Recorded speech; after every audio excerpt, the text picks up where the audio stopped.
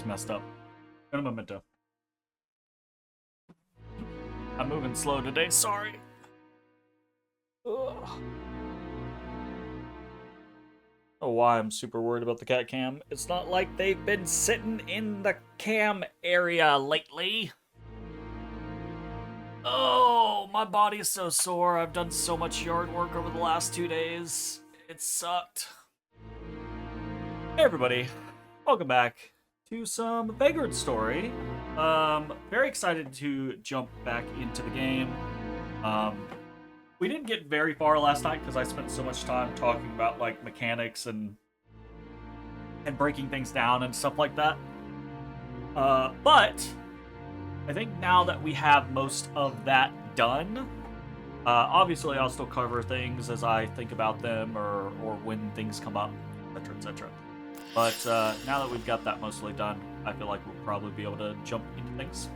I do think one thing to point out, you can see in the bottom left on our little Ashley icon, which denotes what the status of our body parts is. You can see we're all blue except for our left arm, right?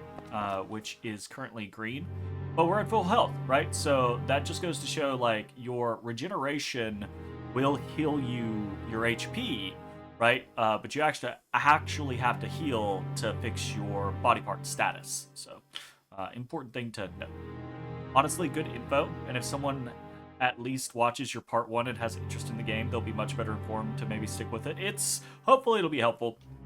And even if it's not helpful, right, necessarily, if someone is actually watching, it might explain all of the random BS I'm going to be doing and considering, and etc., etc.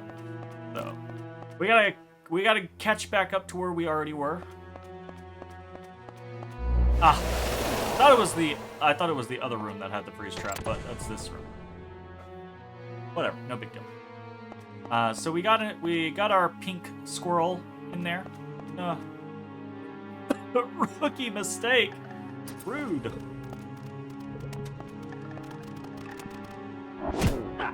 Oh, didn't get that.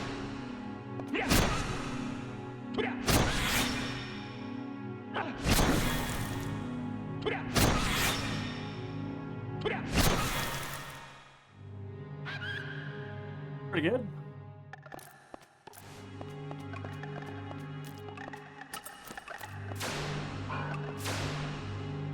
Okay.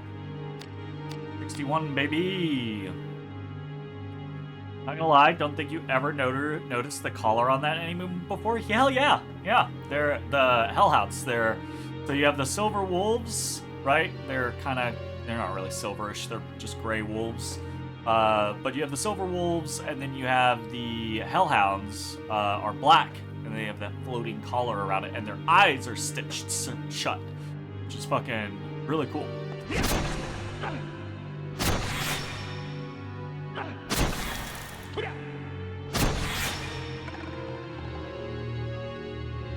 Man, I want a HD remake of this game. Like, one of the things, obviously, I think one of the biggest things about a remake for this game would be making it easier to swap between weapons and stuff like that. But also just, having a little bit more information,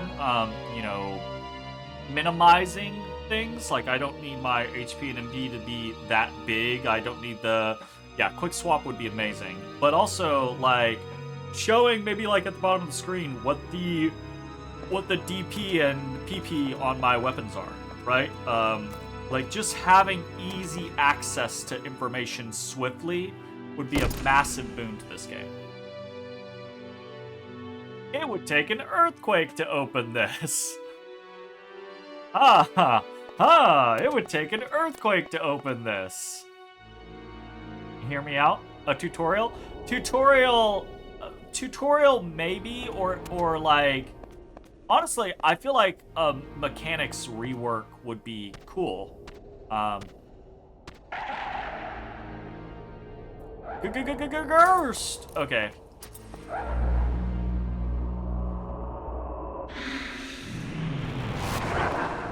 Well, that sucks.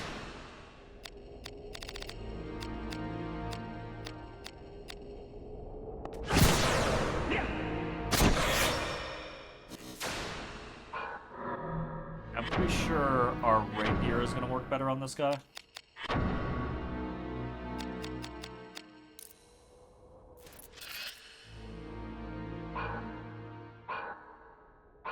Like, that was like 6 button presses to be able to swap to a different weapon. He died pretty easily, actually. Whoops. Hey, Cure Bulb, and an Elixir of King.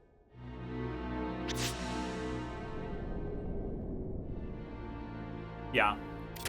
I feel like a tutorial would be pretty nice, or like I like the level design. I think the starting level design really tells you how to play the game, or teaches you how to play the game. That they do a great job with that. You don't need a tutorial for that. But there does need to be kind of like a better breakdown for how the damage scaling in the game works. Because as far as I'm aware, there's no clear way to, there's not like formulas presented anywhere.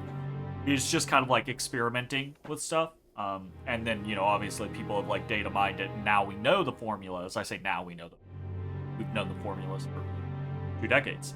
But you didn't when it first came out, and it's a situation of it can be kind of painful. Right. What are we doing? We're gonna go ahead and use our Elixir of Kings. We're not save scumming or anything like that, so hey, a +3 is real fucking good. Nice. Very nice. Let's hit this first. There's emergent information, but with as complex as this can be, that info needs to be presented to the player somehow. Yeah, absolutely. Ah, I forgot about the Shandy Gaff. Hell yeah. Alright, cool. Might need to stash some weapons. Shandy Gaff is cool. It's your first two-handed sword. So you can see the physical eat. I mean, fuck it. Let's throw it on real quick. Look at that bad boy. Look at this bad boy. It's a big boy. It's a big boy. I'll run around, smack some people with it. Obviously, like, the best scale. I also think like scaling. I think if this game was remade, giving some TLC to the mechanics, making two-handed weapons, right, a little more balanced compared to one-handed weapons, right? Because obviously the caveat is that it's not really worth using two-handed weapons because of the limited item, inventory, the limited amount of things you can carry around. And so much in this game is about defense. Is about if you don't have the right defense, you can just get blown the fuck up. But yeah, there's a lot that I think could be improved upon with a remake of this game. But it is a great game. I absolutely love it.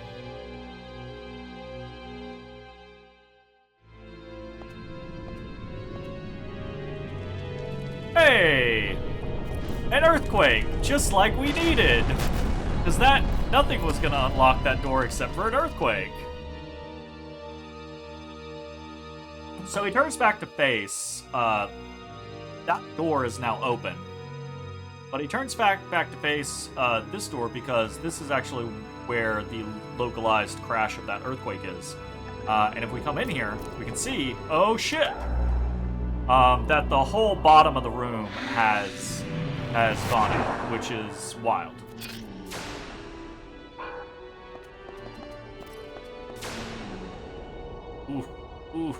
Oof. I know we have the Degenerate on, and the Shandy Gap is at 0 PP, so that's part of the issue. Snag. Rapier, probably.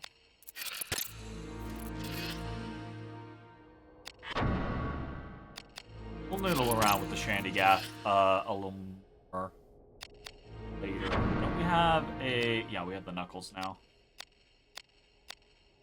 I think might want... Yeah.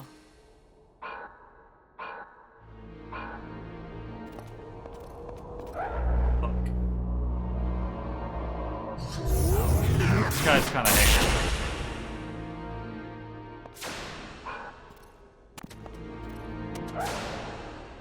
Alright.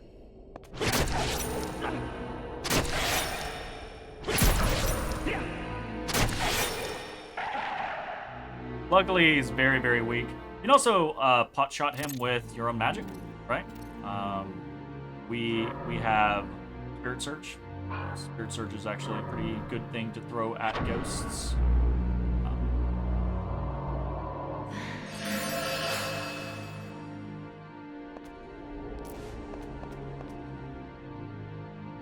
So yeah, so that room is been afoot. All right, let's noodle around with the Shandy Gaff a little bit. This is also a little bit of a downside that I will say. Like I said last time, the game, there's not really grinding in the game per se for like the concept of levels, but killing things does matter because killing things unlocks break arts. And if you're swapping weapons a whole bunch, you're not concentrating kills. So it's very likely that you're going to unlock significantly fewer break arts. And in that regard, that means you actually need to grind more. But that's not something that's necessarily... that's like a thing you have to intuit. It's not a thing that's going to be presented to a player, necessarily. Oof.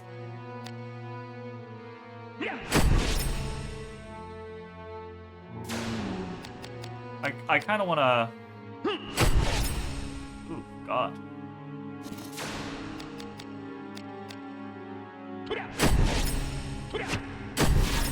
Okay, I remember I have issues here.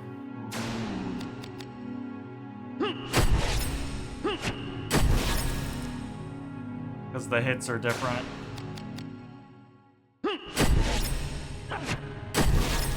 Fuck.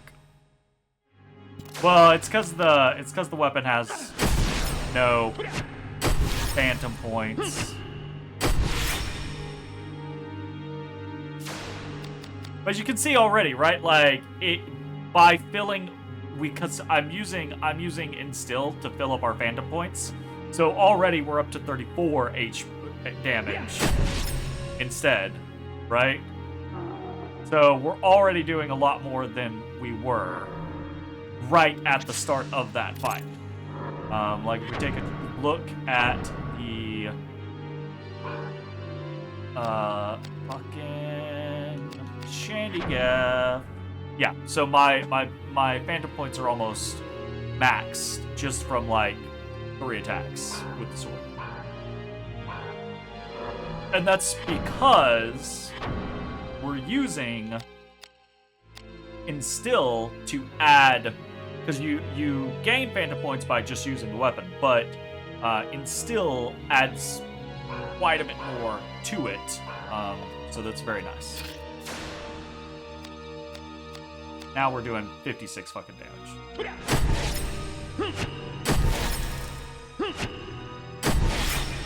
I'm not used to the two-handed scenario.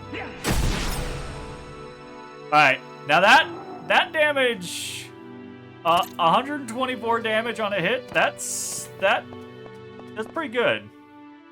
Okay, so we come to one of our first little, like, I say little, like, or bigger puzzles. Because obviously we can see this doorway up here. You know you can jump one. When you jump one, your body is on the second level, and you can grab a third level up. So you can always jump up 3. So seeing where we're at, we know we need 2 blocks.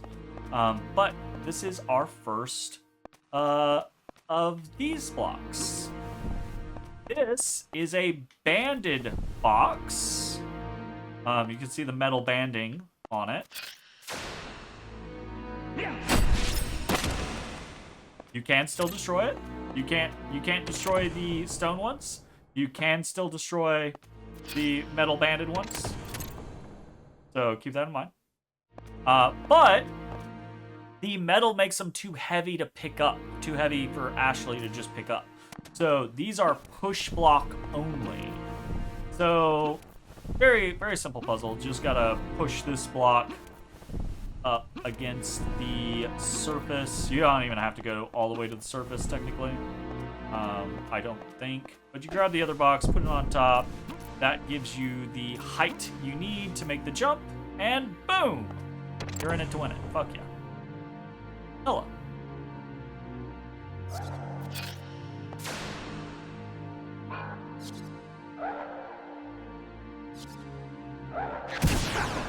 Wow, that was very fast.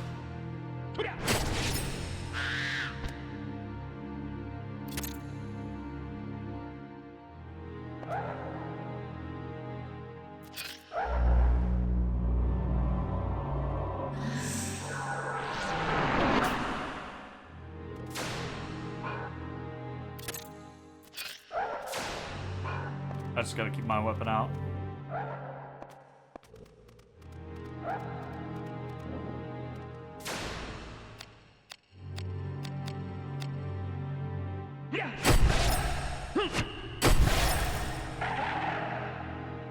Fortunately, they die very easy.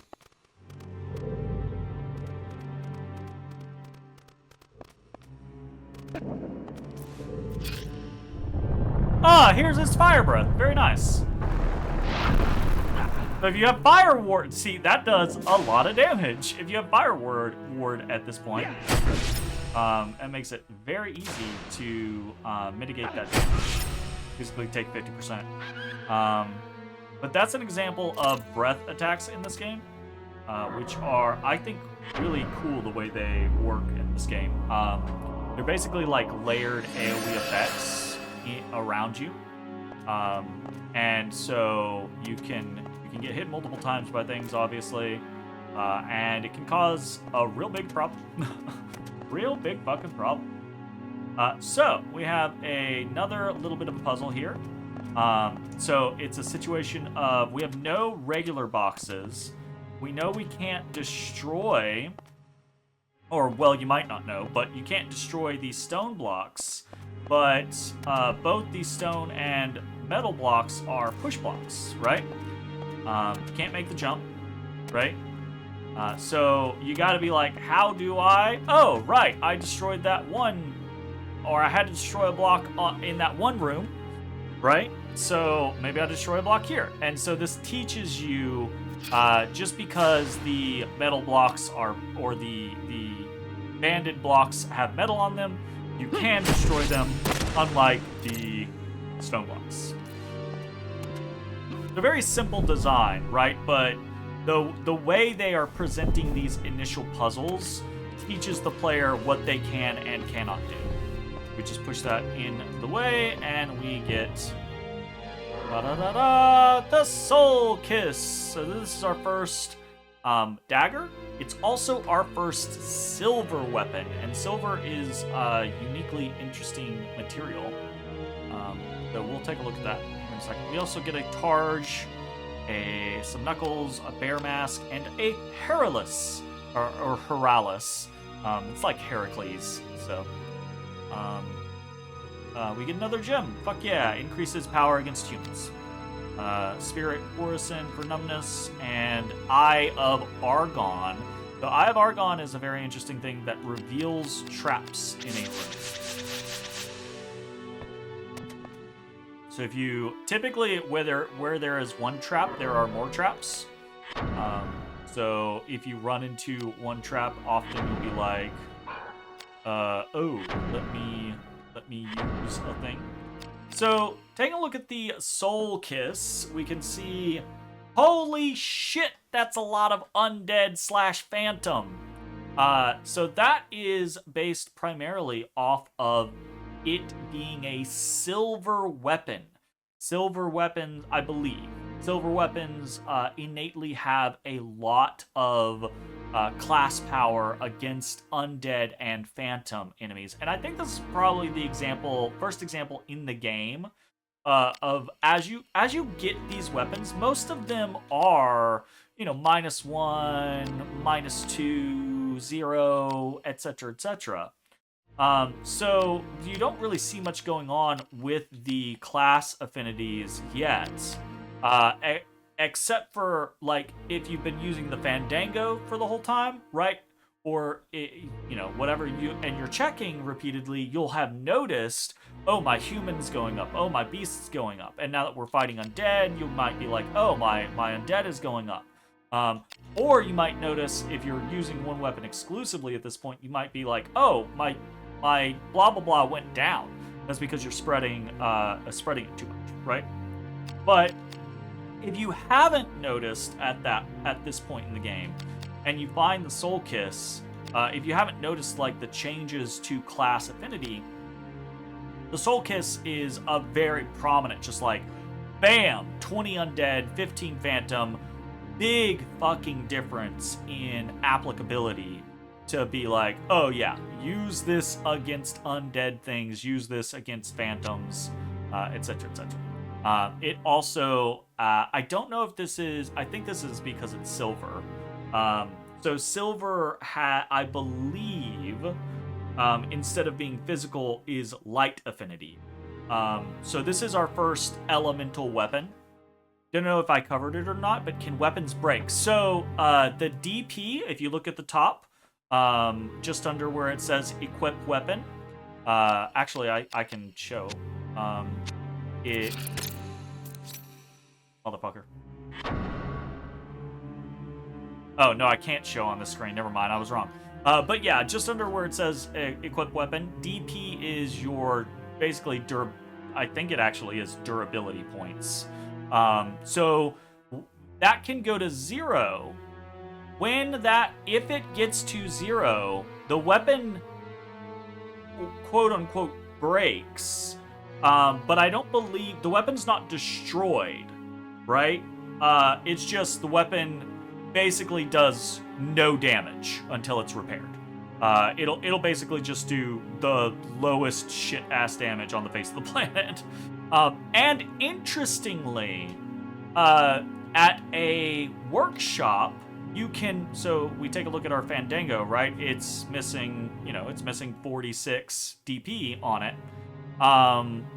When you take a weapon to a workshop, you can repair the DP on it, and when you do that, to repair the DP, it takes away phantom points.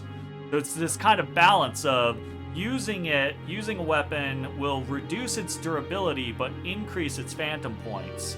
It'll be more effective the more phantom points it has, but to replenish the durability on it, you have to sacrifice some phantom points. It's very easy to get your phantom points back up. It's also easy, as we've been using temper right on our chain abilities.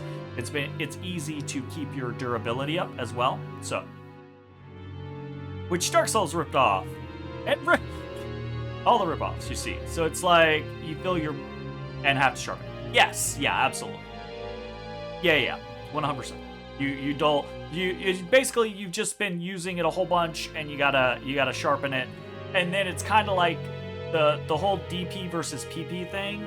It's kind of like the action of taking care of your weapon but not actively using it against something releases some of the stored up phantom energy in it, because the phantom energy is basically the death energy in this place. So yeah, we're gonna noodle around with the Soul Kiss a little bit. I'm just trying to show off like different weapons. We also got a Targe. So the Targe, we now, our trifecta is complete, right? We now have a blunt shield, we have an edged shield, and we have a piercing shield. So specifically, if someone is like doing a lot of X or Y, we can swap over, and that'll do a big deal. Soul Kiss looks like the shard of Narsil. It kind of does. That's actually a good point. It kind of does. Also, you know, a little bit of affinity spread here or there. The only difference is that the Targe as a bronze weapon actually is just better, like, physical defense, period. So we're probably going to throw it on. Because we're not taking enough damage from things right now to really worry about, are they doing piercing strikes or bludgeoning strikes or slashing strikes or what have you. So we got the Soul Kiss. Daggers, kind of short range. Actually, I think, does it show that? They might not actually. I'd be lying. No, yeah, a dagger. So Fandango, right, has range 3. Soul Kiss has range 1. So daggers are low range. But I don't know that there's any crazy, like, effect out of it. Did we get a new item? I wasn't really paying attention. We got the Eye of Argon. Okay, so that is our prize for figuring out how to get up onto this cliff. But it's not actually the way we need to go. So we can go onwards here. Okay, we've got more. This, by the way, I believe this was Evolve or Die, Jay. So this is our first, I would say, real block puzzle. Because it's like, okay, what do we have to do to get where we are going? So we can see this is 3 up, right? Or 5 up, right? Because basically we are going to need a 3-block high to be able to get to it. So it's not a complicated puzzle. So we just move that boy there. Move that boy there. Move that boy there. Okay, so that at least gets us close, but not quite, right? So now we got the rest of the boxes involved. So since there are 3 here, we can stack 2, stack 2, stack 2.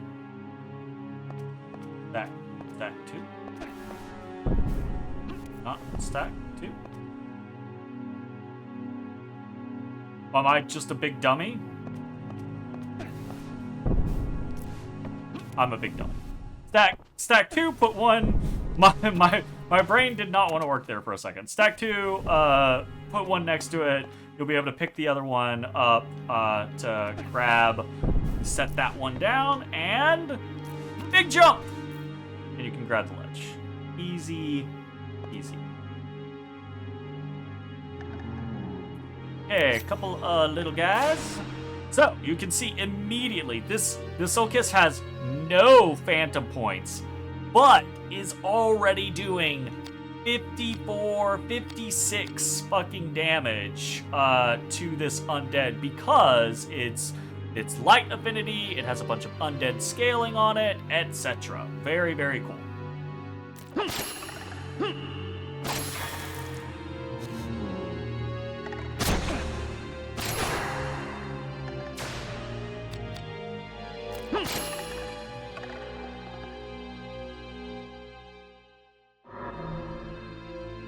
We're getting a lot of armor.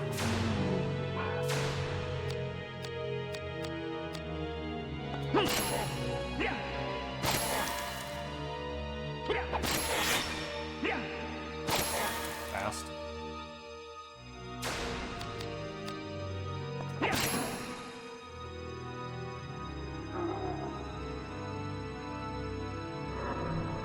Oh, nice! Okay, I'm gonna have to run back to the fucking... well, I can just disassemble some stuff. But that I believe is a random drop, right? So we just got a gas draft bow, which is cool. very neat to snag that. Do we want to do... Actually, I think we want to pick up our first defensive ability. I think we want to pick up Fireproof. That. And check our Soul Kiss. So we can see the Phantom Point's already almost full just after 2 attacks. Or like 3 attacks. So very, very easy. What did we get? So we have the 7th Heaven. Range 9. 13-1. Is that the same thing? Oh, it's not. Okay, hold up. What is this?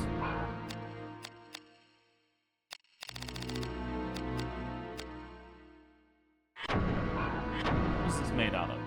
Gas bow. Oh, a steel bolt.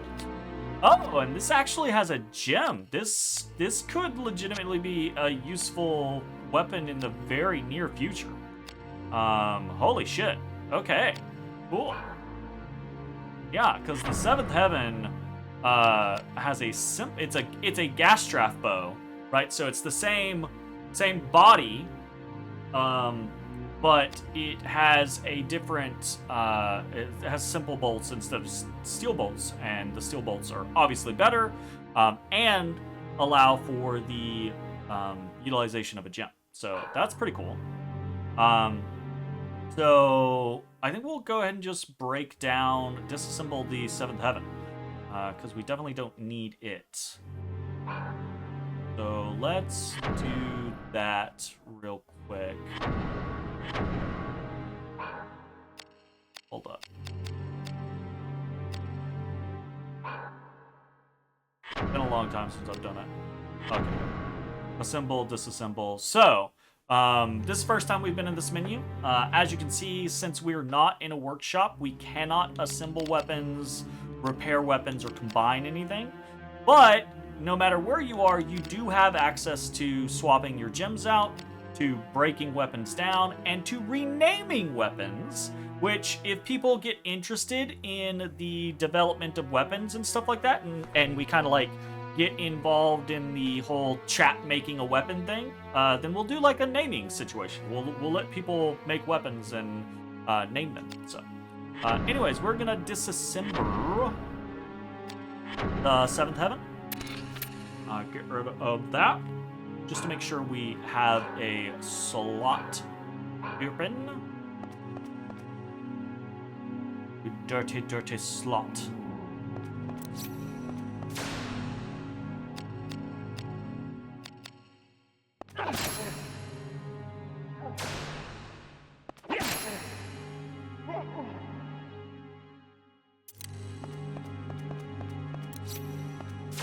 Oh, actually, I think we're there.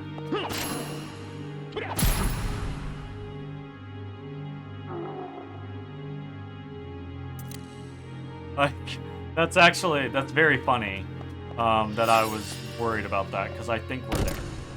So this is locked with the Lily Sigil. This is our next scenario. But right here is, I believe, our first workshop. So this is the workshop work of art. So every workshop, just like every room in this game, every workshop has their own name. We're here. We were very close last night. I probably should just pushed on. But every workshop has its own like name. But every workshop also has a limited number of materials that they can work with. So the work of art being the very first workshop that you can run across, you can only work with things here that are wood, leather, or bronze. No like iron, no silver, right? That soul kiss that we just got. Even if we were to disassemble it and break it down into parts, we wouldn't be able to make another silver weapon here in the work of art because this workshop can't utilize it. like each workshop has different tools for different materials. Yeah, exactly. And obviously it's just a scaling progression thing. The further we go in the game, the more, like, oh, this workshop can do this higher end material. And eventually I think there's I think specifically one workshop that can work in all materials. So it ends up being a scenario where you can do whatever. Yeah, so we are here. Hell yes. You can see all this different shit in here, right? So there's a bunch of different tools. There's like a crafting bench and blah, blah, blah, blah, blah. There's nothing that you specifically need to interact with in a workshop. It is simply that under your menu, under the setup section, you just now have full access to everything in this menu, right? So that's all it is.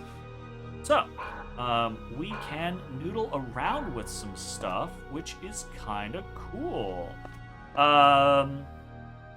Let's do a quick look through of what we've got, right? Obviously, we have our trusty Fandango. It's a scimitar with a short hilt, right? No gem slot. Basically, one of the first things that we're interested in potentially doing is trying to see, can we get something with a gem slot, right? Because gems allow us to kind of on the fly customize what we need to kind of help ourselves with the situation. So the Fandango right now has been a great weapon for us, but has no gem slot, so might be time to go, right? This gas draft bow that we just picked up, Steel Bolt, does have a gem slot, so potentially very useful to us, but it's a bow gun, so we're not super excited about that. Time to Fandango. I hate it. The Soul Kiss does not have a gem slot, and we can't work with the Silver Blade. But the Soul Kiss does ridiculous damage to undead right now, so there's not really a reason for us to not roll with the Soul Kiss. And it is a piercing weapon, so if we need a particular, like, an enemy is particularly weak to piercing, we can use the Soul Kiss whether it's undead or not, right? So the Shandy Gaff, we had we used that for a minute. It's fun, it's interesting, but it's not doing anything special. It doesn't have a gem slot, and at the end of the day, we probably want to have single-handed weapons rather than two-handed weapons. Though, if the community is like, if people are like, hey, I really want to make a two-handed axe, or I really want to make a two-handed spear, right? Then we'll talk about it. I'm perfectly down with that. Pink Squirrel, pretty useful. It's also our only blunt weapon right now, so that is a concern. We have the Rusty Nail. So the Rusty Nail we have not really used yet. It does have a gem slot, so that is potentially pretty useful for us. Rapier, no gem slot, and now that we have the Soul Kiss, isn't our only piercing weapon, so Rapier can probably go.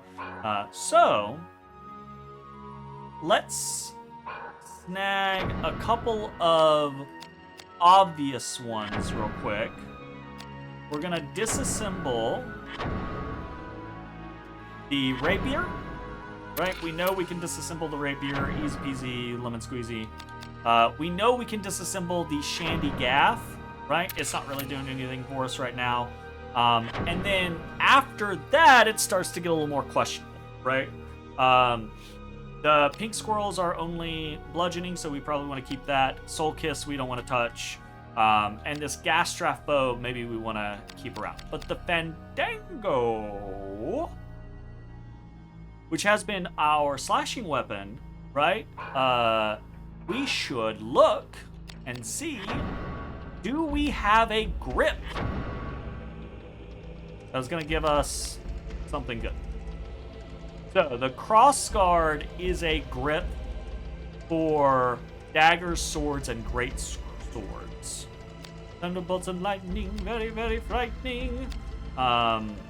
as is the swept hilt. I think the cross guard is going to be the best chance.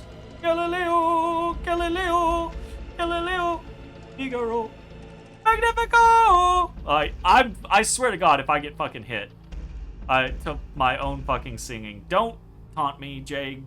Stop it.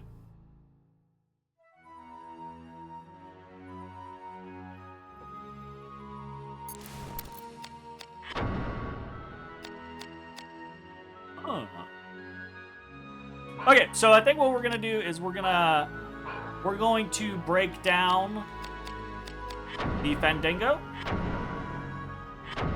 And we're gonna put that cross hilt on instead of the short hilt. I don't know if it will give us a gem slot though. So we have the scimitar.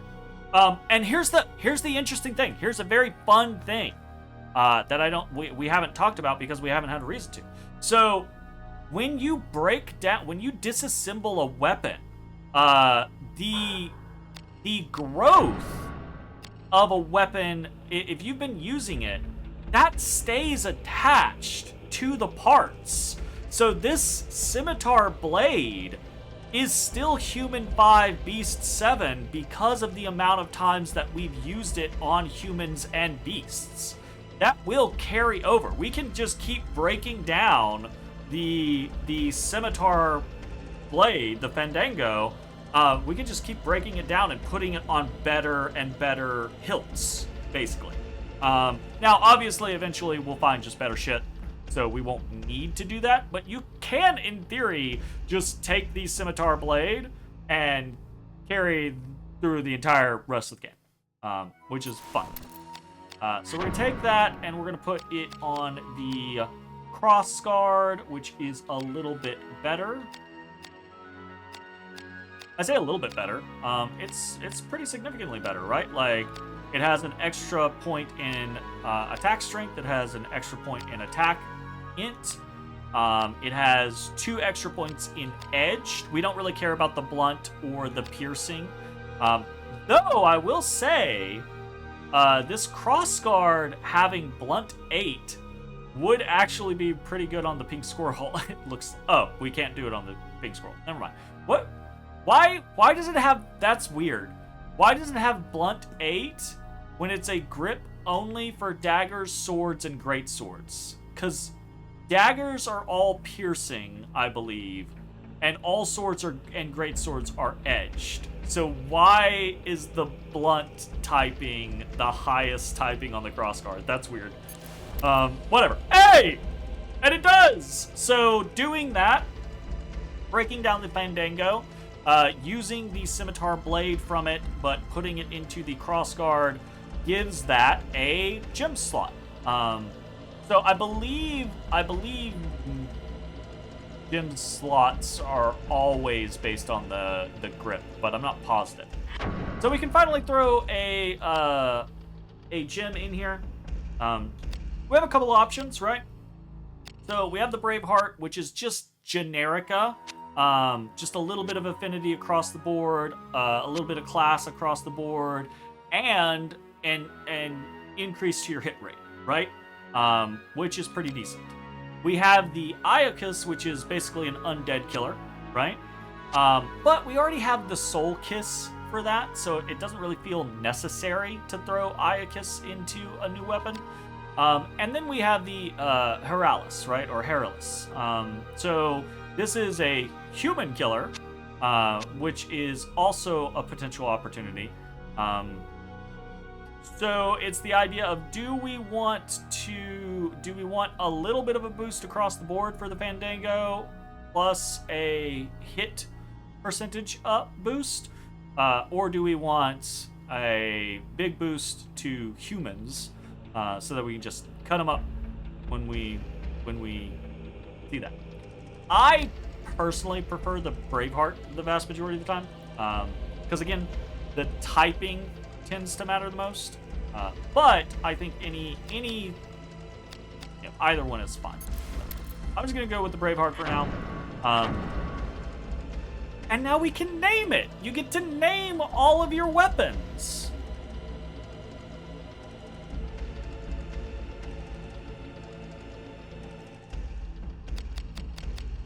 I'm gonna go with. We're not really in like we don't have the materials to really do a whole, you know, a person decides, someone in chat decides what to make type thing. So I'm just gonna make Fandango 2. And we're gonna go from there. I'd have too much fun naming these with dumb names or even just references. Absolutely. Fandango? No.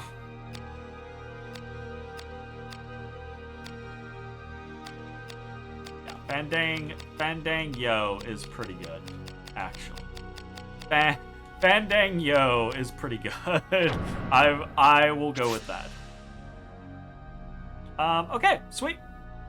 It's a PoE reference. Oh no. So right now we have the Soul Kiss, Rusty Nail, Pink Squirrel, Gas Trap Bow, and the Fandango. You can see, right, we're missing a little bit of DP here, fair chunk of DP there, a little bit of DP here. So we are going to go ahead and hit the repair button. All equipment repaired. Also, it's not just your weapons have fucking durability. In fairness, your armors also have durability, but it just doesn't. I don't know. It doesn't come up as frequently, I feel like. But I wanted to show off. Now that we have, you can see we took a pretty big hit to our phantom points by repairing, because again, it's that concept of like, same thing if you're just standing out in battle mode but not doing anything. It's like harming things, fighting, harming things, pain, phantom pain draws this energy into the weapon. But if you're not doing anything and you're handling the weapon, the pain just kind of like seeps out, right? So by going through the process of repairing the weapons and everything like that, you're handling them, so some of the phantom points drain out. So took a little bit of a hit there, a little bit of hit there, a little bit of hit there, but it's very quick to, it's very quick to get our phantom points back. So we got that going on. We're also going to...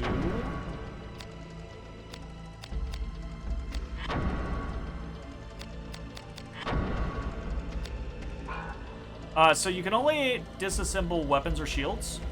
We only have 3 shields right now, and each one is designed towards a specific typing, so we're just going to leave those alone. But we have a fair amount of gear on us that we don't necessarily care about, at least at this particular moment. So we are going to throw a bunch of stuff into the container.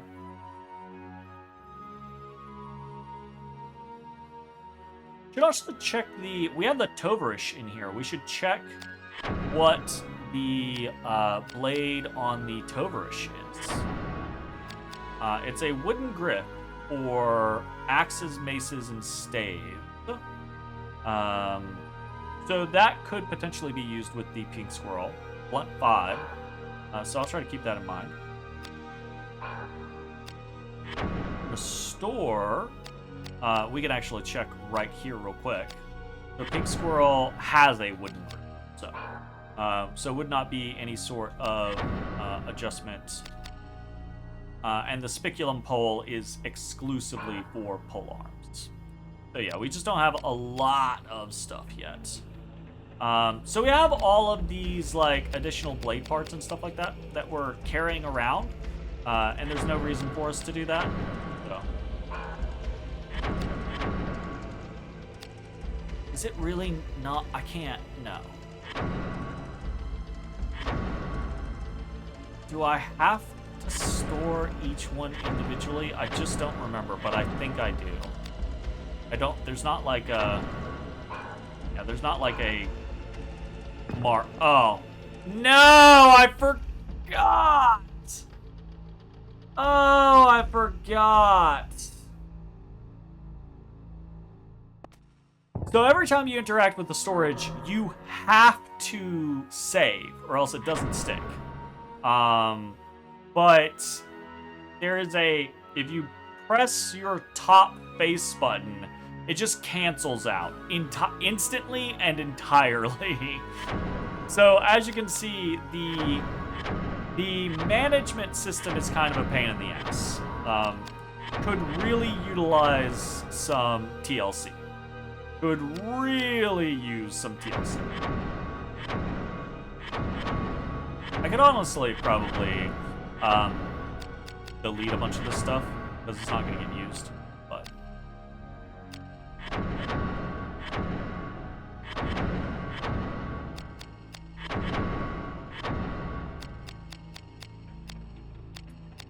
we did get.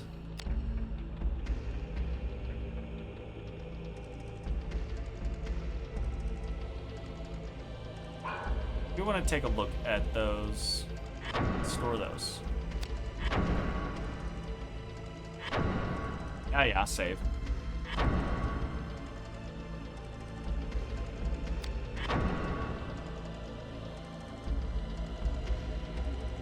Most annoying part of the game.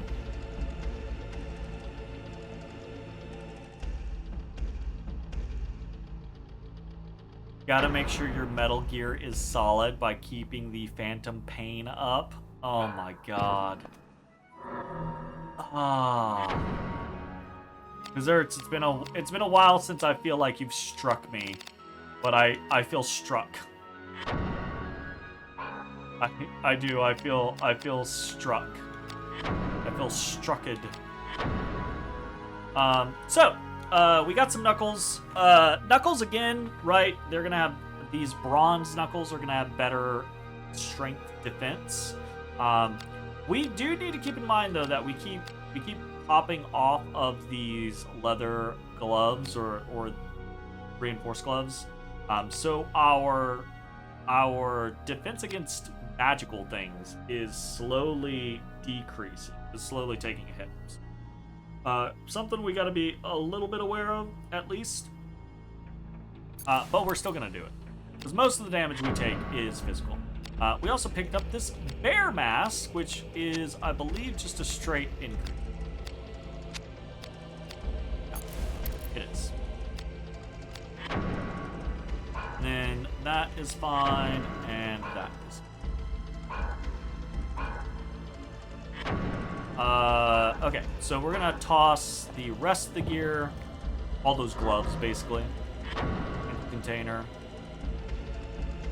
That was a pretty bad one, even by your standards. I mean, it was good. It was quite good, but it was also very bad. Like, it can be both.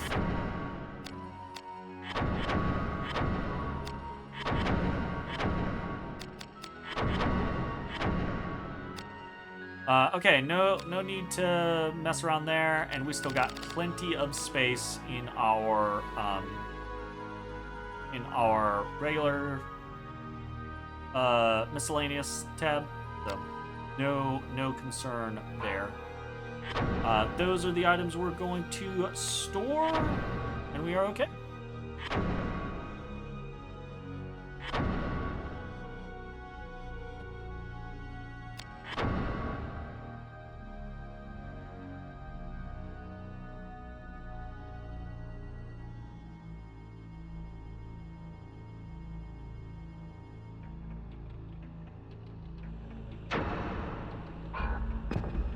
Alright, so we did a bunch of stuff.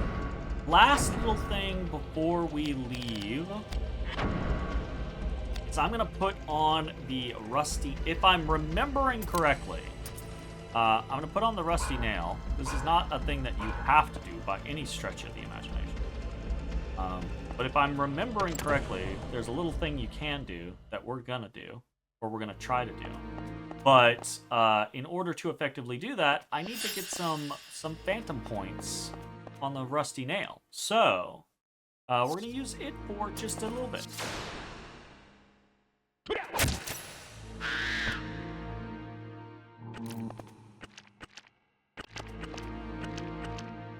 Okay, so we want to get the fuck away from that thing. Alright, so, very low damage. We know. Oh, too fast.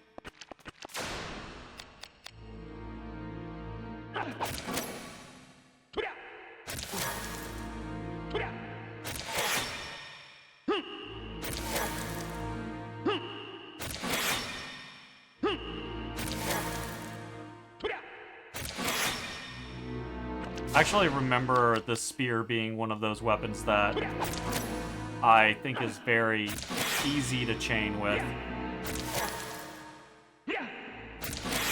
Ah. But you can see, especially against a slow enemy, because of the increased range, it's very easy for us to hit him without him being able to hit us. Are we... Okay, we're at halvesies.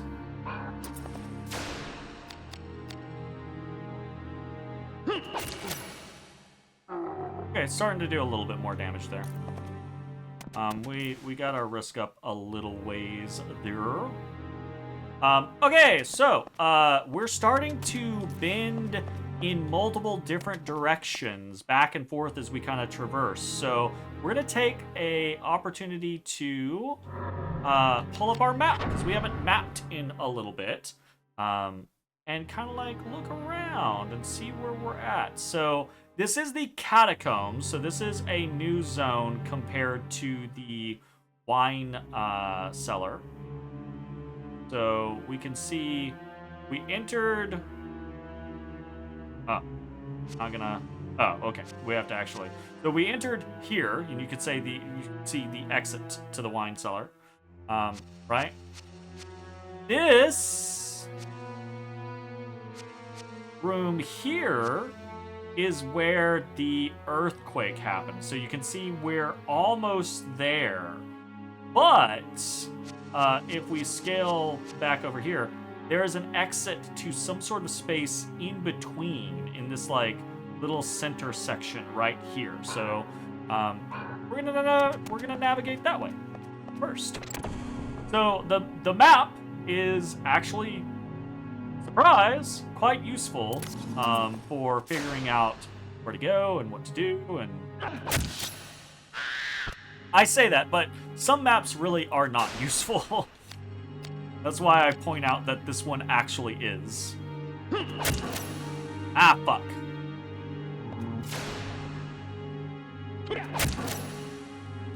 It's okay. Every hit, whether I fail or not, is still getting me phantom points. There we go. Triple. Alright, so very, very easy. Are we capped on the rusty nail? Not quite, because I'm not getting the fucking chains.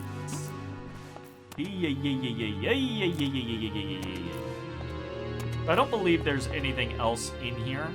I think it's just like a little trap room, but I could be misremembering.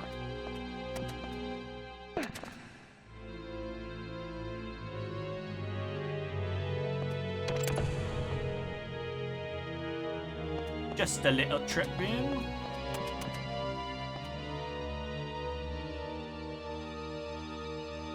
Alright, so we got... Oh! Really big cliff. And this guy just jumped off. Let's see if we can kill him before he hits the ground. Gotta go for...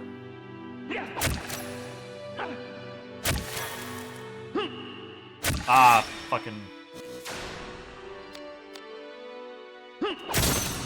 Damn, we missed. Okay. These guys are kind of a pain in the ass if you can't damage them. I'm gonna swap over to the Soul Kiss real quick.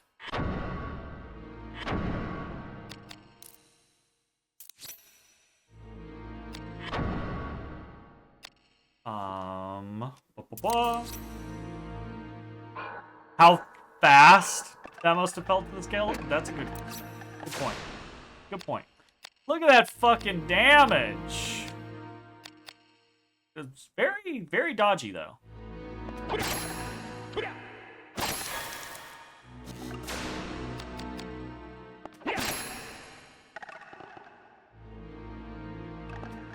I want to show this off. I'm gonna let this guy hit me. 26. Okay, so this is not going to be a very big deal, but I just want to show a little bit of what's happening here. So he just slashed us with a sword. A sword is an edged weapon. We were using the buckler, right, which has a blunt type 10. We're going to swap over to the pelta, and we're going to let him hit us again. 25. Okay. Not as big of a difference as I thought it was going to be. I thought we were going to get like 2 or 3 points of a difference. But the point I was trying to make is semi-valid. Totally. Totally. Thanks for fucking me, game. There's also random variance in the damage calculations. So like there's these big long calculations with a lot of different modifiers, and then tagged on at the very end of all of those damage calculations is I think it's like a random 1 through 5, like just static, not like 1 through 5 times multiplier. It's just a additional 1 to 5 damage tagged on at the very end. To give a little bit of variance between that way, like every hit against you isn't, oh, the damage calculation from this hit is 26. Every time this monster hits you, it's going to be 26 damage for this type of hit, right?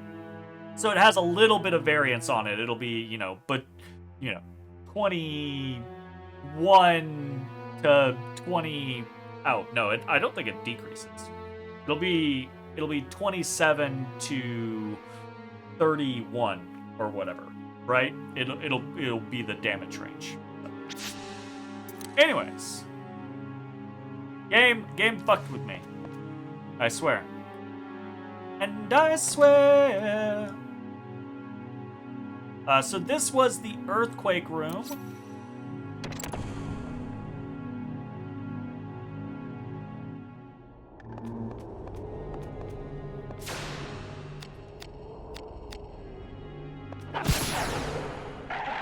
Just insta-killed that ghost.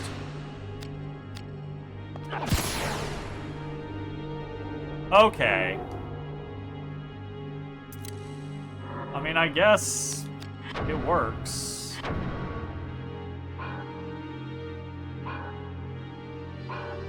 That's fine.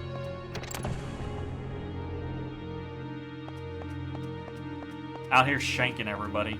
It do be that way. Sometimes you just need to shank everybody.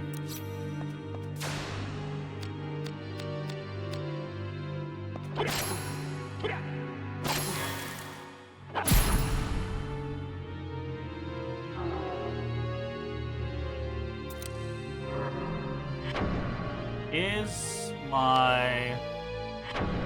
Oh, okay, Soul Kiss is maxed. Rusty Nail is almost maxed.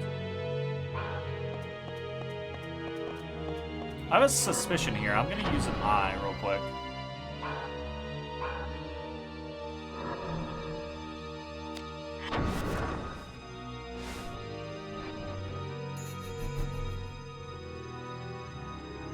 Nope.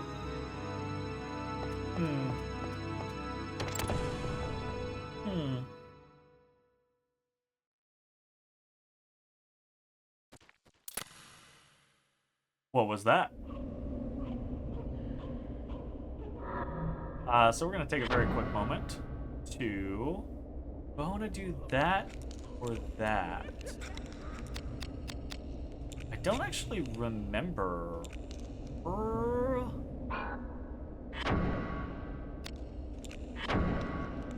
I think it's edged weapon time. And I think these guys count as beasts. But I know they're running around with some stickers. We're gonna put the targe on.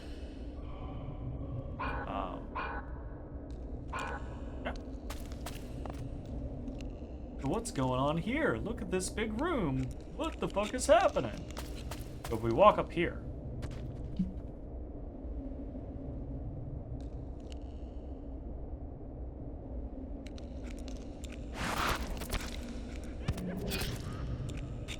Ya little bastards! Okay, so we're immediately going to, I believe, shrink down this guy.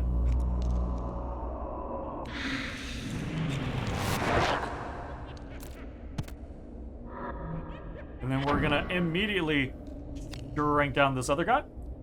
So they kind of pincer you here. This is the situation where it can get a little dicey if they're both poking you. But if you're quick, you can very easily get both of them. Oh, they count as dragon. They do count as dragon. I wonder if we could do more than 48. Maybe, but 48's pretty good already.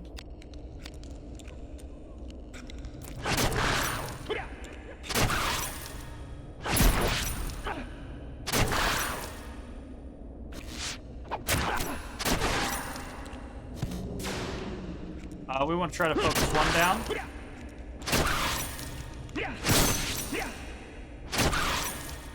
So you can see that miss indicates that these guys have some chain resistance. But not a crazy amount of HP. Spear! An iron spear! Acurus and the Lily Sigil, which is, hey, and we just got a achievement. So, I am actually rolling with achievements, via Duck Station here, which is kind of cool. There's a bunch of different, like, little achievements in it. I haven't looked through all of them, but, you know. We didn't get any achievements last time, because, it's just a Duck Station. Oh, no, it's not a Duck Station thing. It's a, what is it? It's a, shit. I think that's a RetroArch thing, right? But Duck Station, yeah, it's retro achievements. But, Duck Station lets you link your retro achievements account, into the system. It's not RetroArch, it's all emulators that support it. Oh, okay, well that's interesting. I didn't know. Look, when there's RetroArch and it's Retro ACH, they're just missing a single fucking R to be at the same starting point there. So I feel like I need credit for that. It's super fucking cool. It is super fucking cool. It is super fucking cool. Okay, let's kill this dragon. Well, this dragon. Dragging these nuts.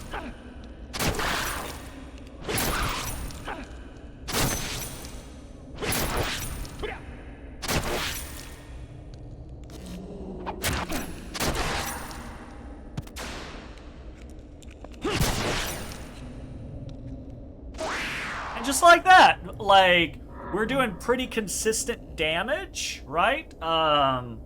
Those guys didn't do a lot of damage to us. We used Impact Guard to regenerate a part of the damage that they did do to us. And everything went pretty quick. So that's the game. Learn mechanics. Get good. We can glaive, some iron knuckles, And an elixir of coin. Very nice. Let us see what we get from this elixir of coins. You just realized why we like PoE? Oh no, plus 1 HP! We played this shit back in the day? I mean, yeah, absolutely.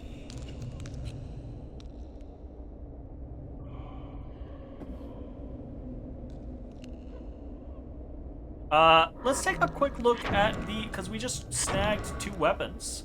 Let's take a quick look at that. So we just snagged a spear and a glaive, which is kind of cool. The spear does come with a gem slot, and it is iron, so that might actually be a better fit for us than the rusty nail.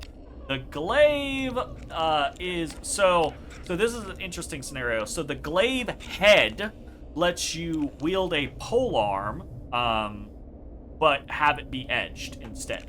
A slashy rather than a pokey. So that's kind of cool. Wooden pole does not allow for a gem slot though. And it's interestingly, this spiculum pole that we're using on the rusty nail, and that is on the spear, would be much better on the glaive. So we might actually do that. When we get back to the workshop, we might take the rusty nail apart, and put the spiculum pole onto the glaive, and that actually gives us a very good, like, edge alignment kind of weapon, which is cool. Maybe not though. We're not super worried about it. What else did we get? We also got new cuirass, and we got some iron knuckles. Iron knuckles. Holy shit. And we might end up just putting that on.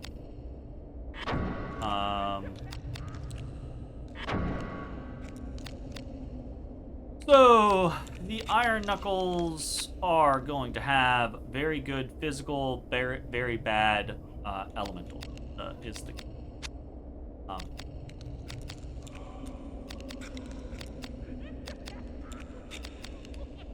2-point increase on defense. Yeah, we'll go and take it. I'm gonna get blown up by magic partway through this playthrough. Antidote spell and only 1 HP, but worth it still. Be that way.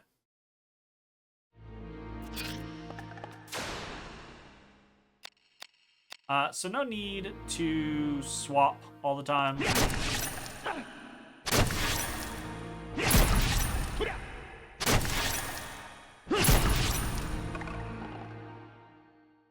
But man, I wish we had quick swaps. So I think we want to get a couple more chain abilities.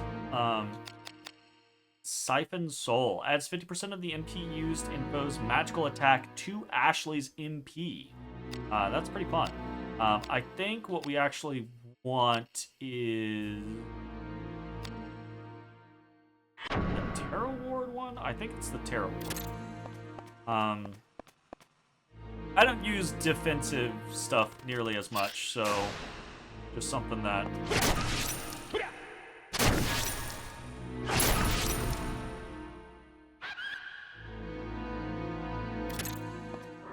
Okay, maybe not. So, if we take a look at our map, kind of rounded out this little area now.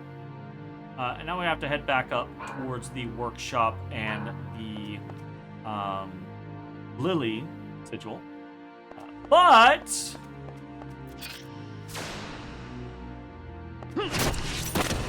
gotta move some boxes first. Oh shit! Let's just do this.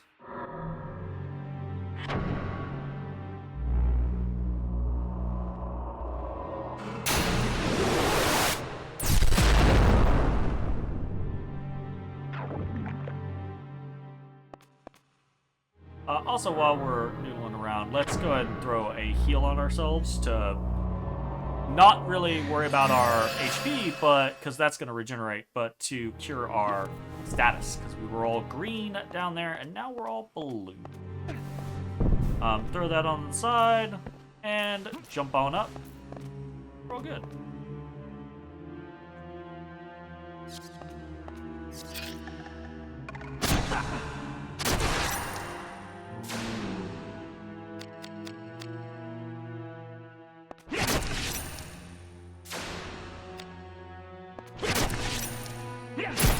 Oh, we got our first one. If you saw right there, it didn't matter because we killed him anyways. But we did enough damage to his legs to actually give him the movement disability, which is minus 50% speed, which is kind of cool.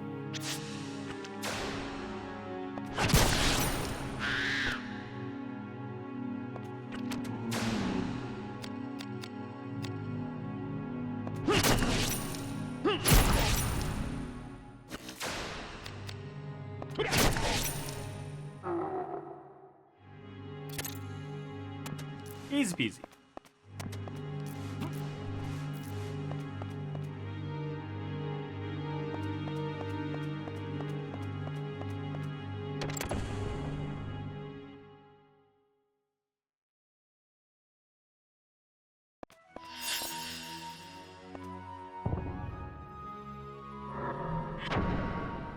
I'm gonna throw some stuff in storage.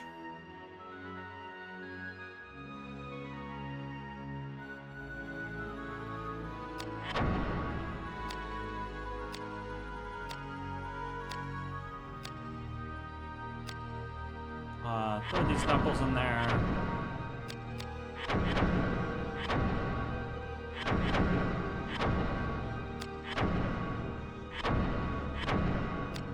The boots.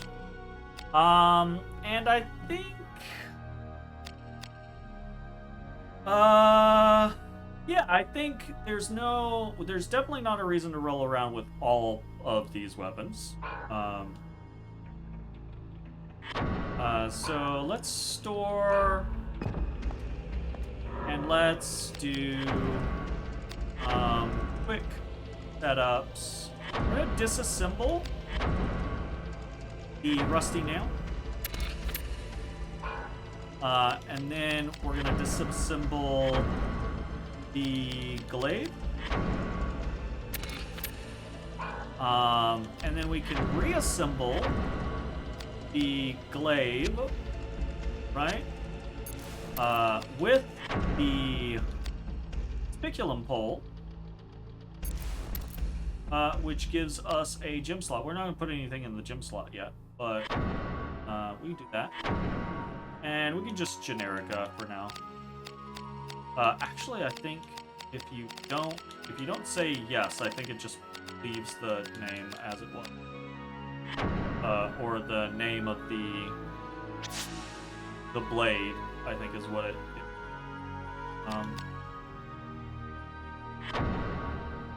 Do a quick repair. Sitting on. Generica would be a great name for a glaive, actually. That wouldn't be bad, definitely. We're really carrying too much stuff, honestly. I guess this spear is probably what I would prefer. Trying to remember exactly what the order of operations is. I know two of the things that are coming up next, and I'm trying to semi-prepare for one of them. So we'll go with this for now. We can always break things down later. We're going to walk through this door before. Lily Sigil. Lily Sigil turned to dust. What you doing there, Gray Harden? What you doing there? What you doing there, Sydney?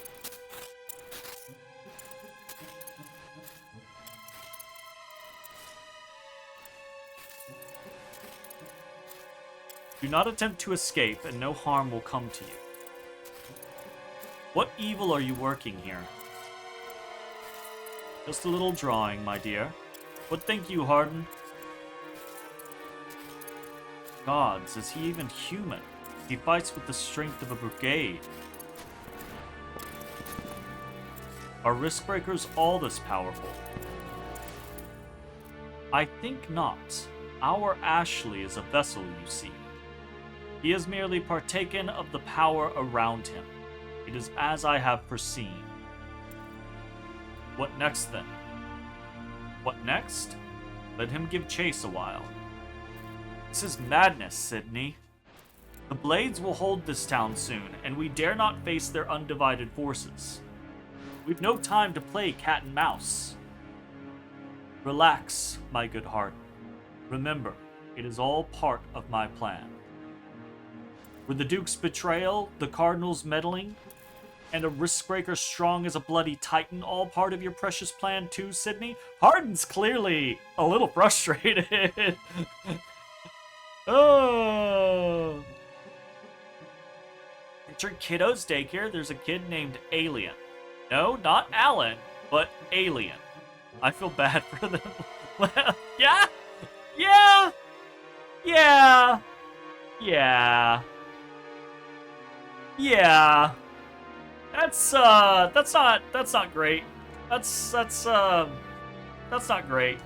Yeah, there are countries, right, where it's illegal to name your children things that the government deems are potentially going to be harmful to your child.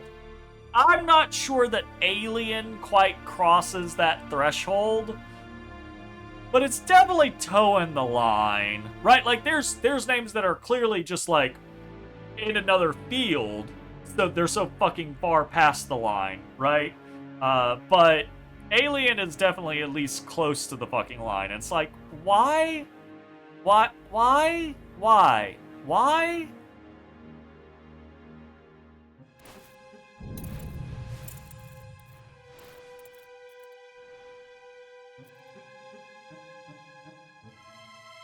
There's a very interesting interaction here. So this game, I love the dialogue in this game compared to a lot of, especially older games, especially RPGs, right? Because in a lot of RPGs, the dialogue is very forced. It doesn't flow. A lot of it is very like definition, right? It's like characters are talking at you to fill the main character in on the information of the world. This game does not do that. This game does not, it doesn't sit you down with another NPC as Ashley is like just getting started, and this other NPC explains, oh, the Valindia is this place. Didn't you know? And this is how magic works in this place. Didn't you know? You know, like, there's none of that. It's, these characters are just talking to each other like they would in normal scenarios. Like, they're in a heated moment, people are dying left and right, like, Ashley is doing XYZ when he first meets with Merlos, right, is, you know, short and to the point, a little critical, a little teasing, right? But there's none of this dialogue that is like faff or bullshit or just there to feed the player information. At the same time, the dialogue is explicitly feeding the player information, and also the way the characters react there, right? Like, that outburst from Harden, they didn't have to flip over to Merlos, but they did. They flipped over to Merlos, looking over at Harden, reacting, kind of surprised and intrigued that Harden would get so heated with Sydney. Sydney is clearly, right, the leader, the head of the operation, right? And Hardin goes off on him, right? And then Hardin, like, Sydney turns and, like, you motherfucker, right? And Hardin looks over and sees that maybe this is a relationship that Sydney and I have in private. Maybe Sydney accepts that I challenge him in private. Maybe he doesn't. Unsure, right? But surely not in front of the guest, right? So it's realistic-ish interactions between individuals. Be calm, Hardin. There's been no account. You impress me, Inquisitor. More concerned about our doings than your own fate. And again, another like very interesting concept, as rather than getting peeved at Hardin, Sydney is just like, yeah, whatever. Hey, Merlot! You seem to be paying a lot of fucking attention. Very interesting. You know? What villainy are you planning, Sydney? Why, I'm preparing a feast for your friend.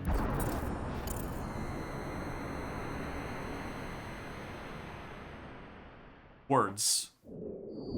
And this is, again, the game will very fluidly shift between you having control of the dialogue text boxes and not.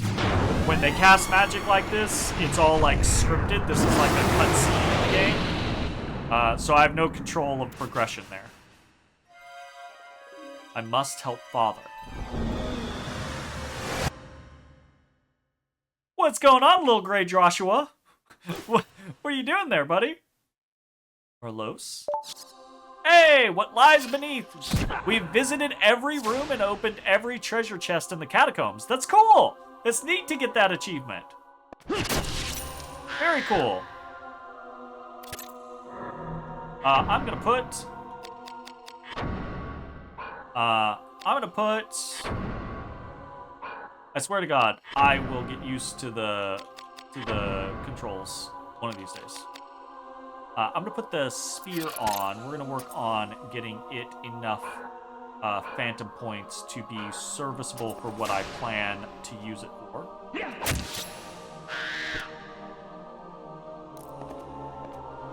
Okay, so new place, new puzzle.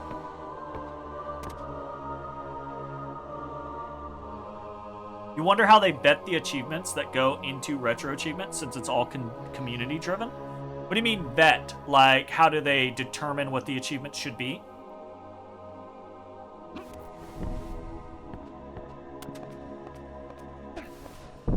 My assumption would be that, oh, yeah. So my assumption would be that a lot of them are, because I think there's a lot of achievements in this game. Is there a way for me to check? Achievements. View profile. So there are 200 achievements for Vagrant Story, right? That's a lot of achievements. So my assumption is a fair number of them are just going to be progression based, like, hey, you beat this boss, get an achievement. Hey, you beat this boss, get an achievement, right? So I would be willing to bet that every, because a lot of the bosses we've fought so far have been technically mini bosses. So I bet every boss has an achievement attached to it. I bet every area, every zone has a explore every room, find every treasure chest achievement, right? So that number of achievements is going to add up pretty quick. And then I'd be willing to bet that it uses all 32 of the titles as achievements. Those are easy achievements, I think, for it to do. And then I'd also be willing to bet that, like, because I don't know if learning all the break skills and shit like that are in these titles. But yeah, I haven't actually looked at them, so. Anyways, so we gotta get up here. We need one more. So how do we do that? We're gonna break a box. Break a box. I'm gonna push a box. That lets us pick up this box, put it on this box, jump on that box, and we're through! Into the Very good. Okay, so, I believe... New zone? Yes, so this, we are in a new zone. This is the Sanctum. We are in the Corridor of Clerics. Very cool. But we have a bunch of different directions to go. I don't know if I remember the actual appropriate direction, but we'll muddle around and find it eventually, I'm sure.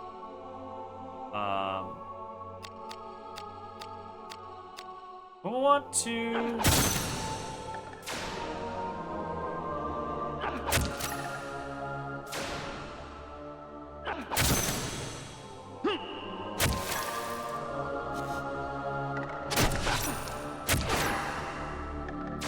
We're intentionally roughing it right now. Trying to get the Phantom points up. As you can see, so this is a great example of the typing. This is a skeleton, a skelebum, right? And you can see it says piercing physical undead.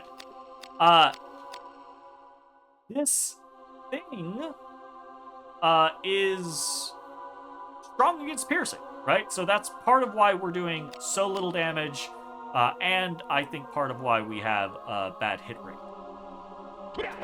Actually, the hit rate might be different. But we're hoofing it anyways.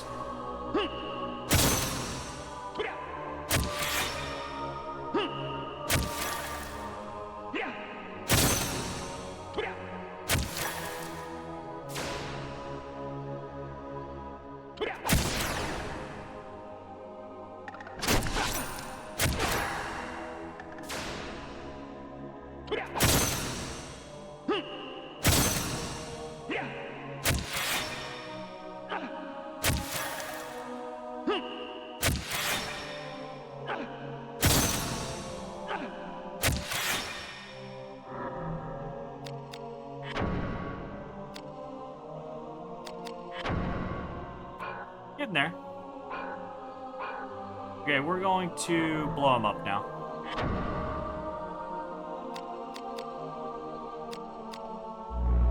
Maybe, if we hit. 55% chance.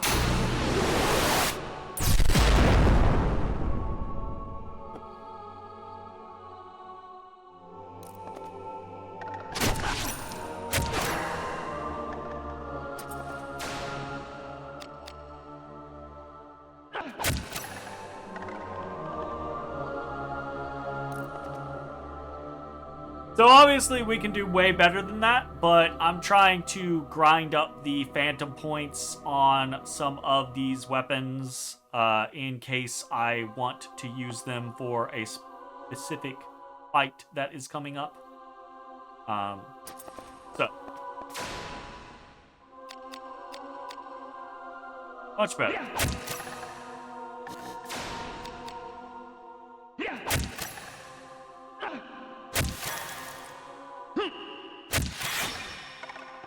Oh, I didn't even realize that was a great thing to talk about. So part of the reason why our hit rate on that skeleton over here, hit rate on and damage on the skeleton over here was bad. Part of it was because we didn't have the Phantom points, and we built up some Phantom points, which is why we did more damage to this skeleton.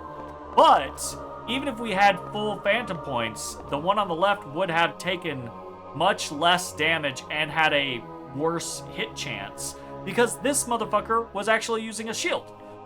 Shields are really effective defensive tools in this game. So if the enemy is rocking them as well, it'll really fuck with your damage and your chances to like hit them. an interesting thing to remember. Okay, so this is the proper way to go. But we don't want to go this way.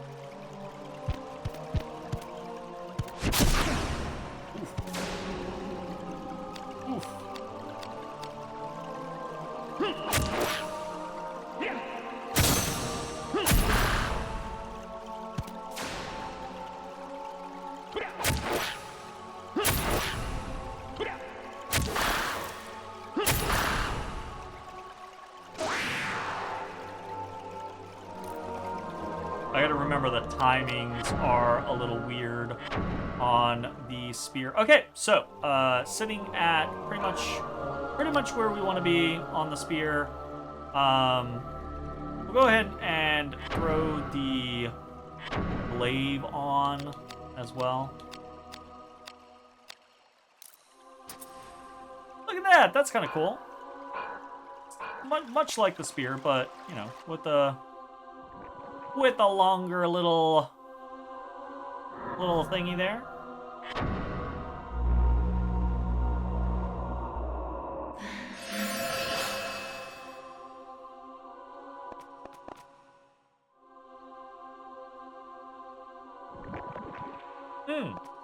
I should show this. So this is an example of us trying to use a melee attack, especially without any phantom points, against a slime. So I'm going to do this real quick. So very similar situation is we have the spear. This spear is a little stronger, and it has a bunch of phantom points. So in theory, it's going to do quite a bit better, right? That's cool. Even more than that should be, we'll see. But even more than that, if we put on something like the Soul Kiss, I don't think of that. We put on the Soul Kiss, he's gonna get a shot at us because we're noodling around, but oh, actually, we're not really doing that much. Oh! Well, okay, so this doesn't really work very well, because I think he's actually strong to light. But the point that I was trying to make is the Soul Kiss doesn't have the physical property, it has the light property. So if you run into enemies that just don't seem to be taking any real damage, regardless of whether you're using edged, piercing, or blunt against them, it might just be because they have really high defense against the physical affinity, and you just need to use something elemental. So cast a spell at them, or use a weapon that has an elemental affinity instead, and you can fuck them up.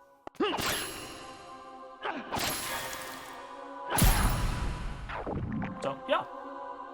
Very easy. Let's put our glaive back on, because we do want to get it phantomed up. Honestly, the whole phantom point thing is really, really big. I think it's one of the biggest issues for new players, because a lot of people will run around in battle mode with their weapon out, right? Especially if you run into things like the ghosts, right? Because you're like, oh, I don't like that the thing pops up behind me. I want to have my weapon out at all times so I can hit whatever comes near me. And they don't know that the entire time they're just running around with their weapon out, their phantom points are slowly draining, right? Which means that their phantom points never really stack up to the point to where you can actually do really good damage with the weapons.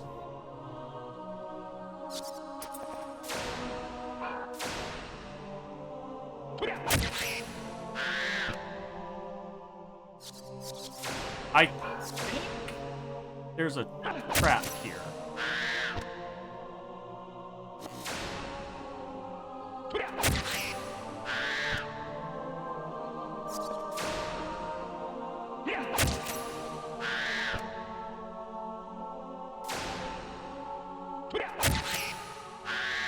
I think there's a trap right here on this table, actually. I think there's a trap right here on this table. We just got an Eye of Argon. Let's fucking use it.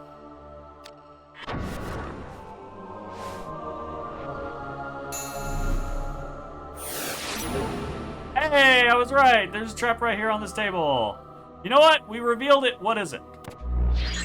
It's a heal panel! Hey!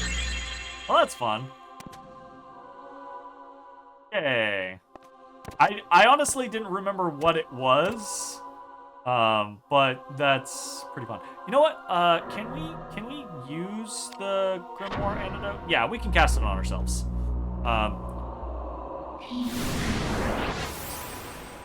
Even if it doesn't do anything, you'll still learn it. So we get antidote, whatever. We have plenty of items that heal poison, but yay, we got a spell that can cure poison now. Woo. Okay, so this is a little dangerous.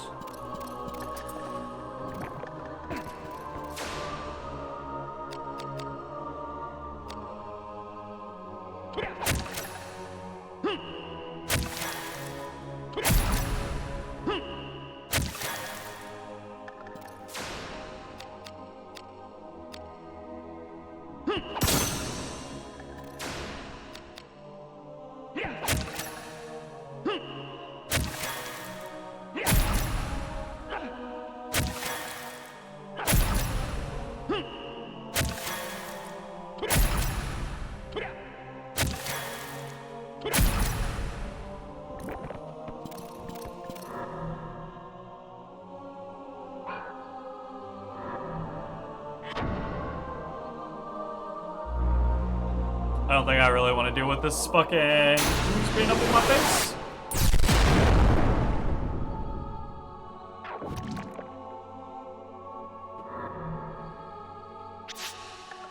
Speak of the devil.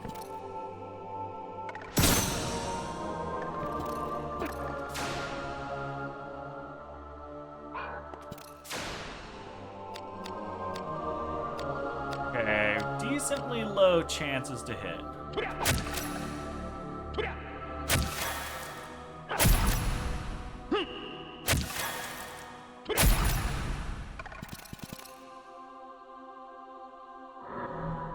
Chain coif. Okay. All right. Getting some armor pieces. I bet our glaive is stacked up now. Okay, our glaive is stacked up. That's good. Because the reason why I'm doing both the glaive and the spear is that I can't remember if I want an edged or a piercing polearm. I can't remember which. It doesn't matter. I don't need either. But there's a fun little thing that you can kind of do if you have a, and I don't even think it needs to be a polearm. I think it's easier if it's a polearm. But it's just something to consider. You know, we haven't really noodled with the bow. Let's noodle with the bow a little bit. Actually.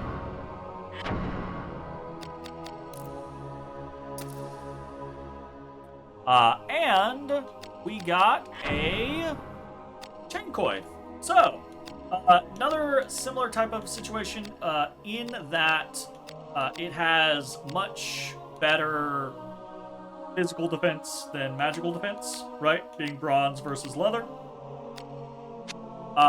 Same scenario of, again, with the affinity, it's going to be better physical, but magically, it's not going to be as great. And then the typing is better generally across the board.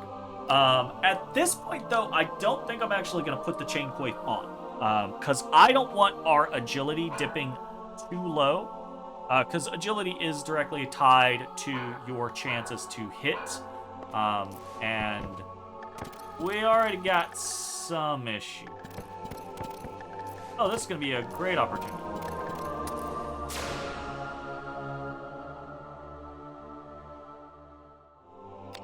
Look, the fact that we do no damage, we're still going to attack.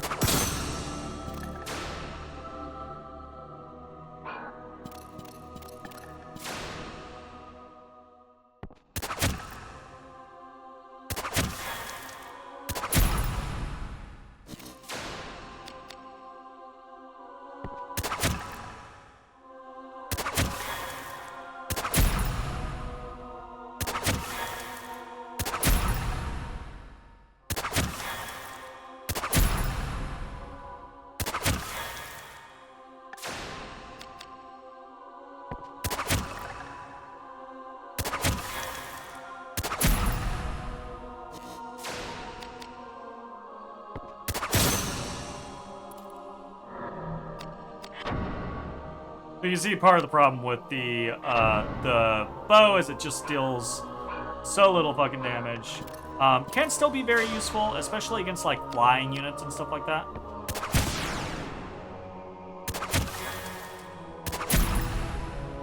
And it can be nice to apply effects with, like if you wanna try to use like silence to try to, you know, mute a mage before they get in range to cast something on you.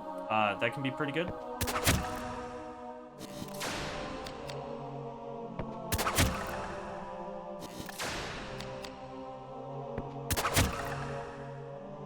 Man, I am.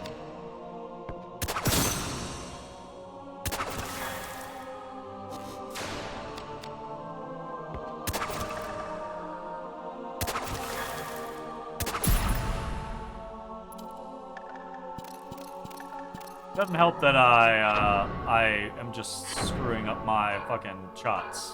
We're gonna let our risk drop. Get some hit rate back. Because this is actually a really good enemy for us to farm the bow on. We're under no threat.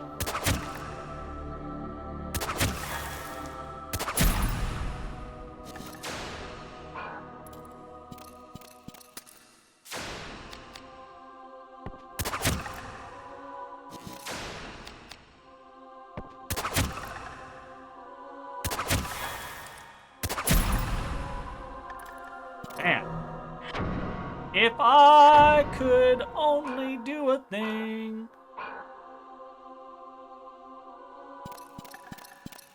A different angle.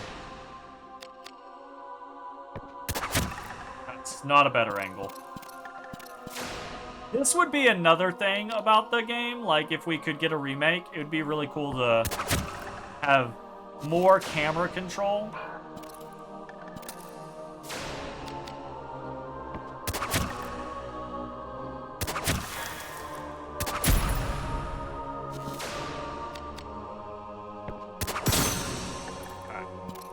Enough of this.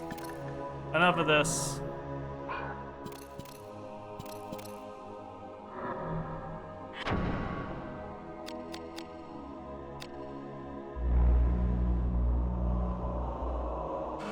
Train the bow on living flesh.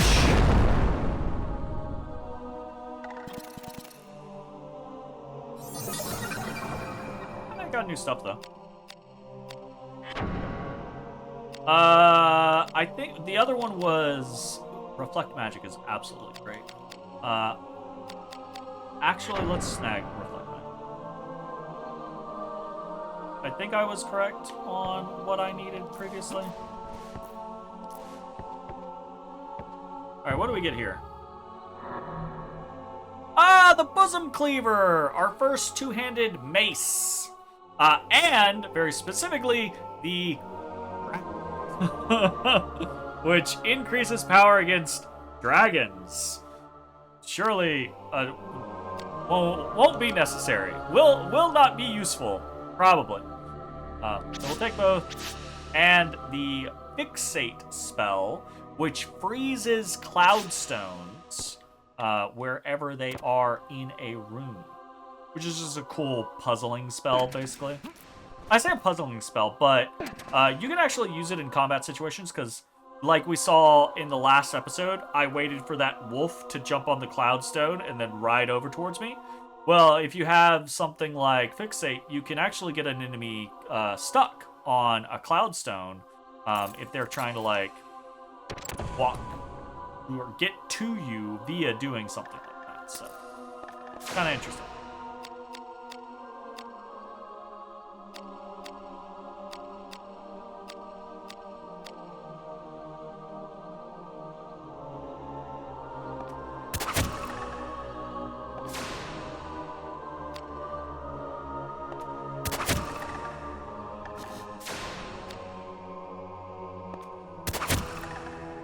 Man, I just cannot, for the life of me, get the fucking shots.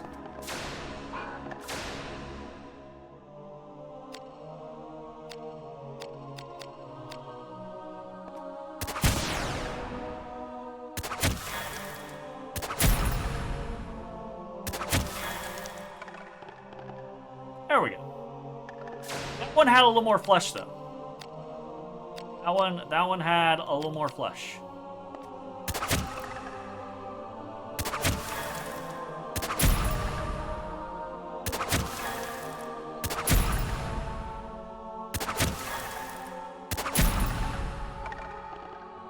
Okay, I think we're probably full up on our gas draft.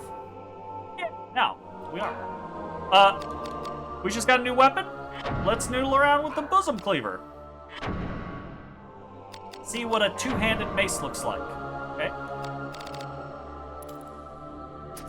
Look at this big ol' hammer boy. It's a smash. I don't know that I've ever actually really played with hammers. Now that I think about it. Could be good against these guys. Well. You know what? Come here. Let me hit something that's actually going to take damage first. Oh.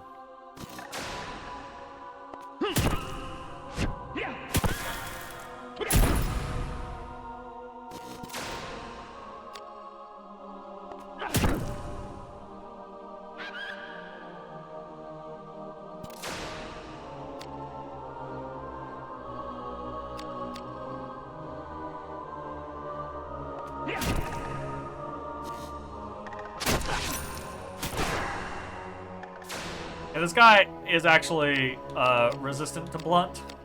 Probably because of all of the armor that he's wearing. Blunt and physical. So this is going to take ages if we try to kill him like that. So we're not going to do that. We're just going to go ahead and throw on the Soul Kiss real quick. That's what it's here for. What was he swinging? He was swinging a sword, right?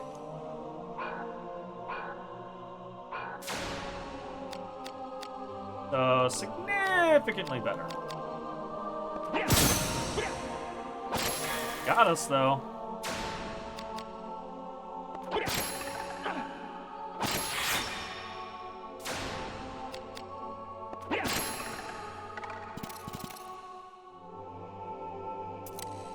Right, easy peasy.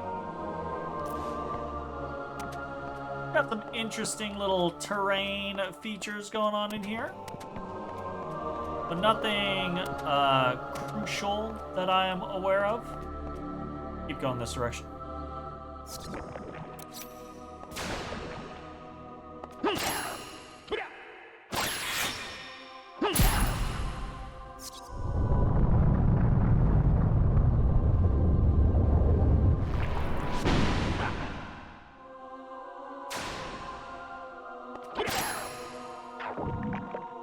We are poisoned.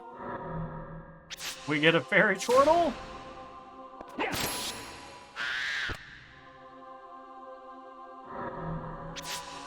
a cure root. So just to show kind of like the issue of poison. Poison's just gonna tick on us. I don't know if poison actually kills you. But it's a fair chunk of damage. It's not great. So before we just let it chunk us entirely, very easy to cure. Antidote is a very cheap spell, and fairy chortles are very common if you like don't have the magic.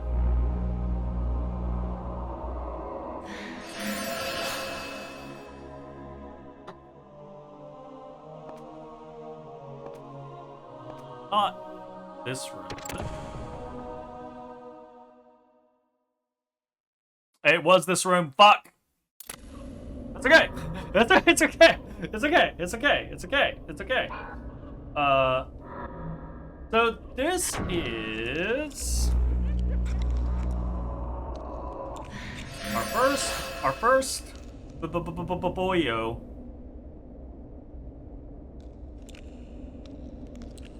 Trying to remember. I think it's bludgeoning. positive. I think it's bludgeoning, but I know he's bludgeoning.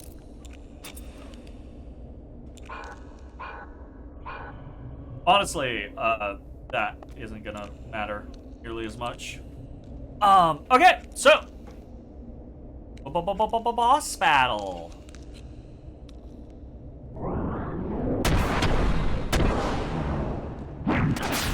Ooh, action!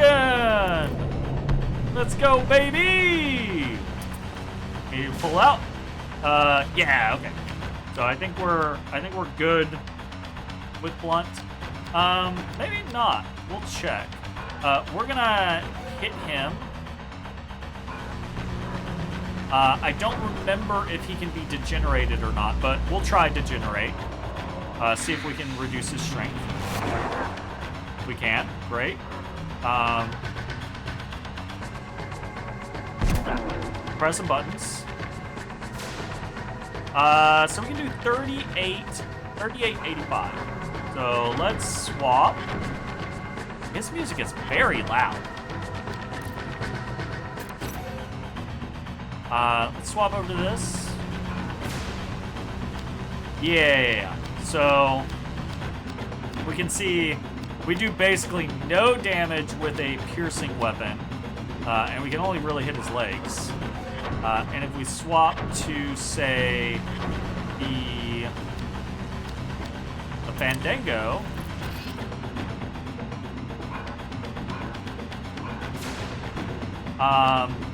do decent weapon. Actually, comparable to the Pink Squirrel in damage, but with a better hit rate. Interestingly, can we hear it? No, we cannot. So another thing, and I'm doing this just to kind of show off the differences in weapons and things like that. If you notice, we can't hit his head. His head's too fucking high up for us to hit with any of our weapons. But you can snag something like the spear. I think the spear is going to be a bad example because I think it's resistant to piercing. But if we go to the glaive,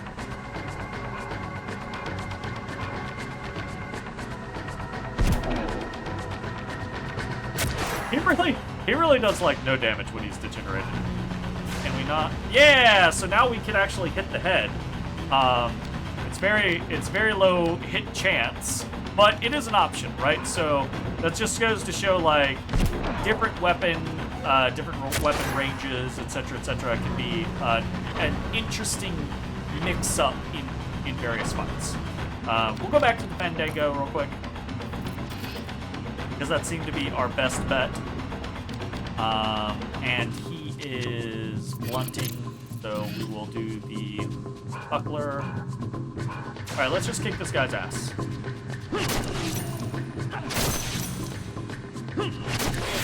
So he's got some chain resistance.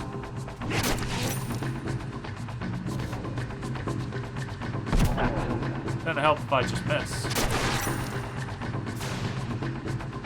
Oh, his legs are very susceptible as well.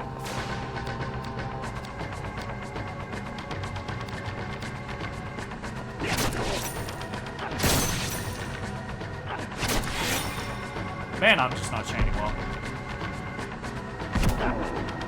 Notice, what are you doing? Hey! We did it! We beat the golem in the sanctum!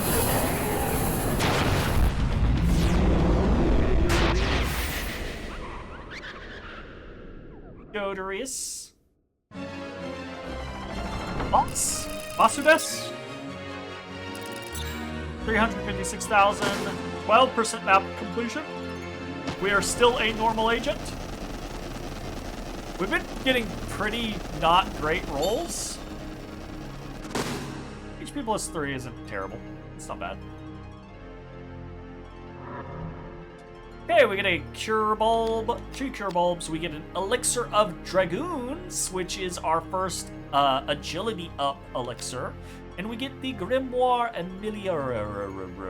We get Prostasia. Prostasia is our first buff, right? So we have Degenerate, right?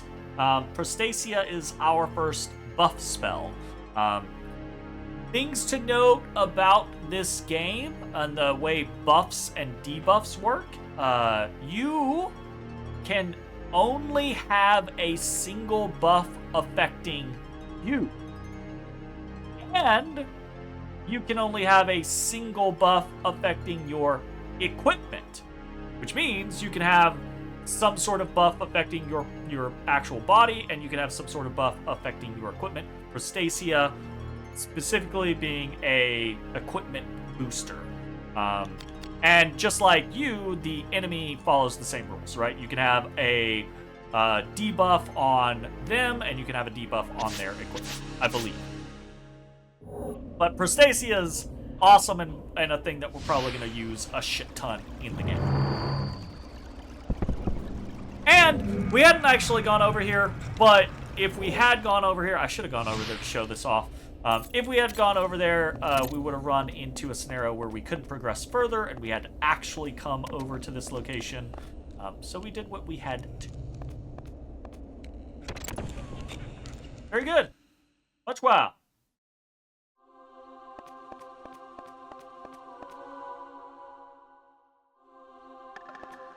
Ooh. Let's see if we can level up that bosom cleaver.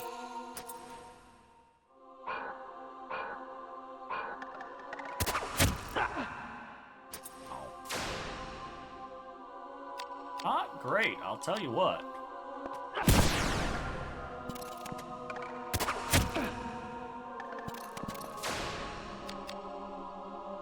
Prostasia sounds familiar. Apparently it's Greek for safeguard or protection. You know what? Actually, let's go ahead and use it real quick. This guy is kicking our ass, so let's go ahead and use it. So we're gonna go ahead and put Prostasia on. It's basically just gonna buff our gear. So equipment up. Very cool. So we can see he does less damage already, and you can see we have a better. We do a little bit more damage. We have a slightly better hit rate.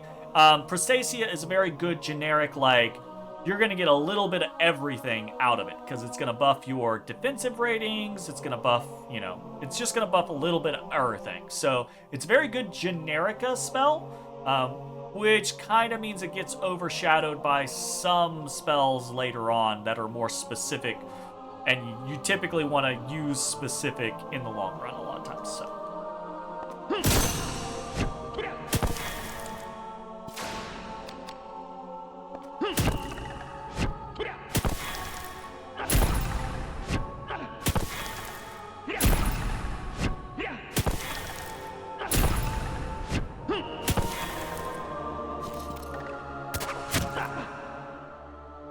Okay, let's not let ourselves get killed.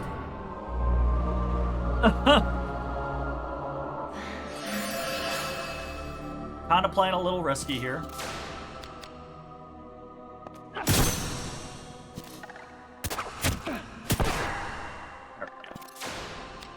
There we go.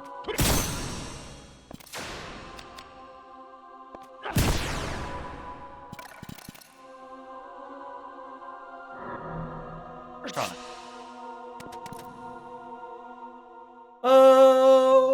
What do I want to do? Oh, we did get this elixir of dragons. I think I can show off a pretty interesting thing there. How are we on the bosom? Okay, so bosom is full set. I'm gonna swap over to the bow because I think this is gonna be easiest to show off with that.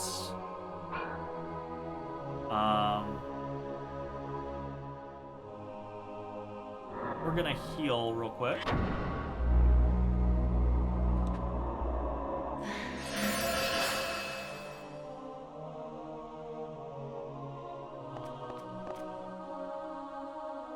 Okay, great. We just need to find an enemy now.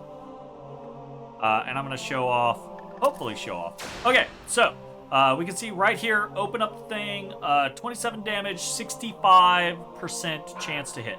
I'm going to open this. We're going to use the Elixir Dragon, so 27, 65, 27, 65, 27, 65. I'm going to use this Agi up. +4 is really good. 27, 69. So just like very, very easy to see how buffing up your agility translates directly to hit percentage, right? Now, we don't want to fight this this goddamn bow boy, or this fucking spear boy with that goddamn, we're gonna throw this.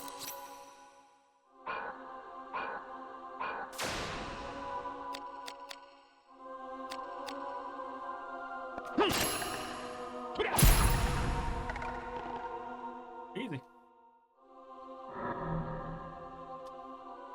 Spear.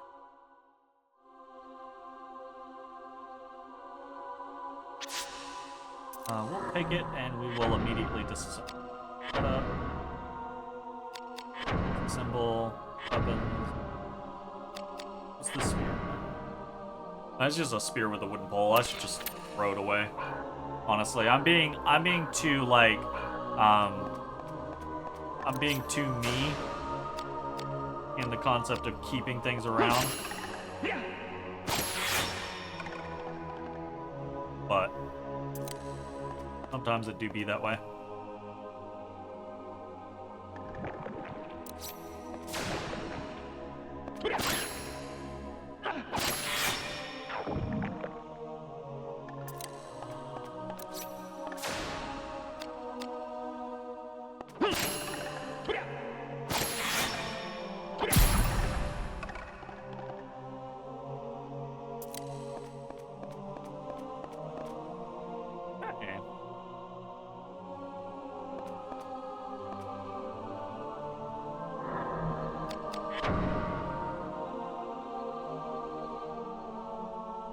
Yeah, I think that's everything. Oh no, we didn't go. Oh, is that what I think that is?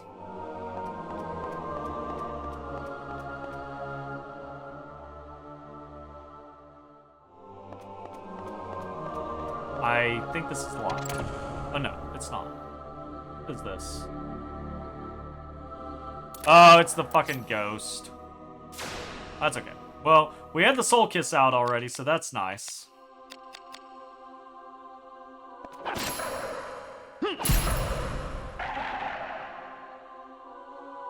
Because fuck that guy.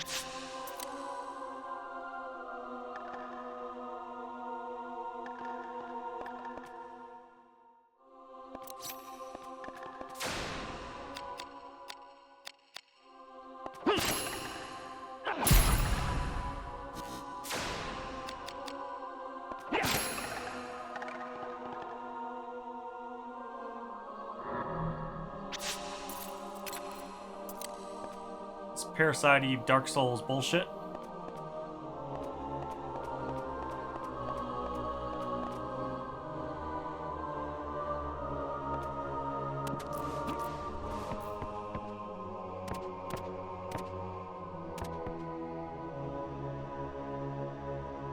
there a thing here that I don't remember?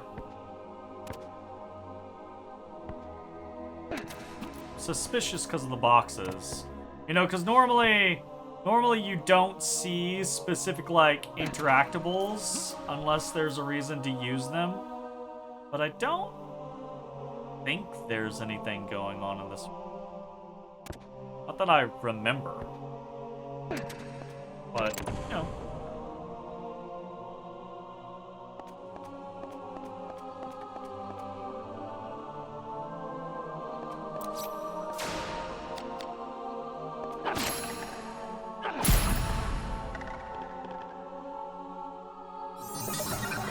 Hey!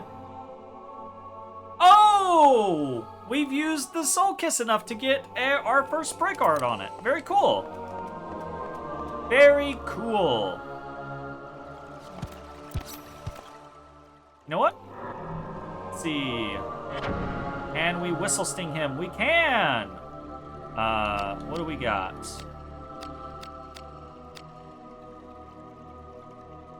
Yeah, fuck it.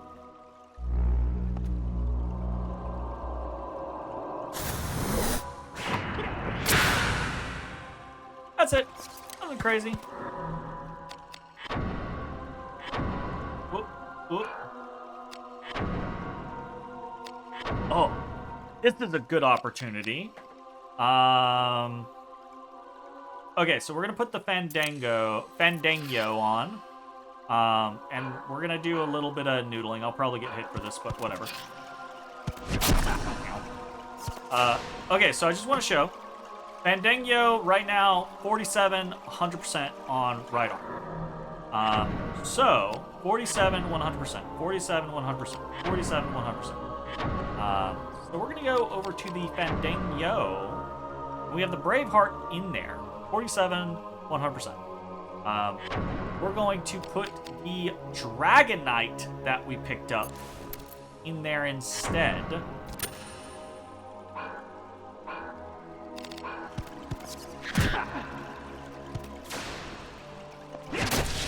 Kill this fucking bat. And then 49 and 100. So not that big of a difference, right? We just added 15 dragon to our scenario, but I say we added 15. We actually lost 3 dragon, so we only added 12 because the Braveheart has 3 on everything. And specifically, we also lost 3 on affinities across the board, so we probably lost a little bit of damage there as well. So we're probably only getting maybe around like, 7 to 9, 6 to 9 damage as far as like the class points that we got from Dragon. And that only translates to about 2 damage, right? So it is helpful, it matters, but it doesn't matter nearly as much as attacking with a correctly typed or affinitied weapon, or making sure your phantom points are full, because that's really important.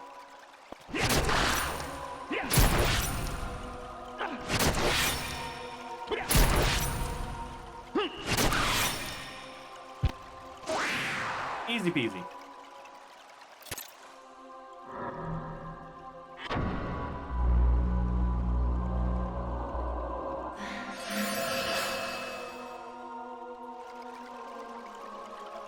So we can see kind of like across the way, there's another room over there, but we can't really get to it because this river is in the way.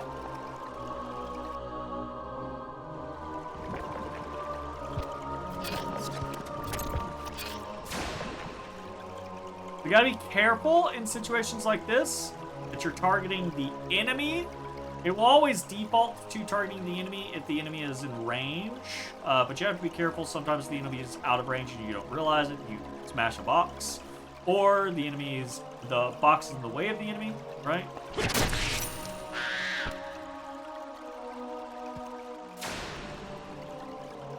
So, very low damage here. We're gonna go ahead and just blow this guy up with magic instead.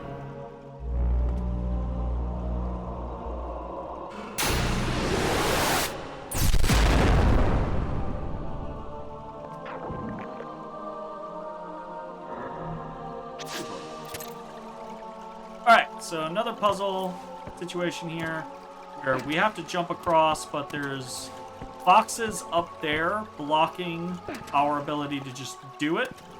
So we gotta build stuff, but we've got a bunch of push boxes, and only a single grab box. I call them push boxes, but that's not actually a great thing to call them because, I believe, oh no, they are just push boxes. I was thinking you could actually pull them. I wonder if I'm gonna have to... No, I think.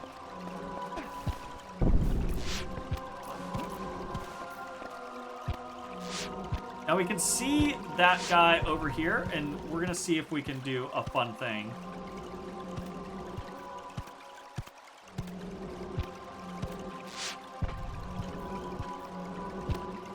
Get on the...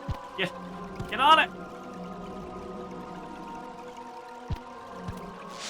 The timing is a little wonky. Yeah, he's not gonna get on it. That's okay. We can do it the other way. So we're gonna do this.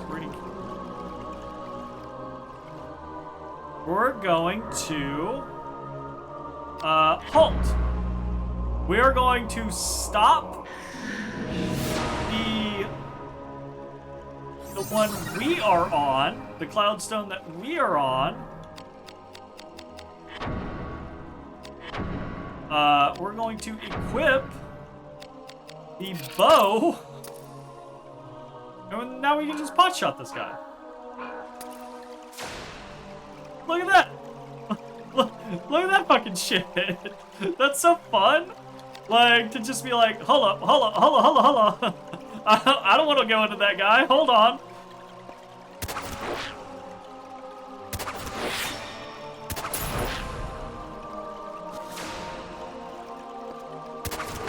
Way too fast. Way too slow.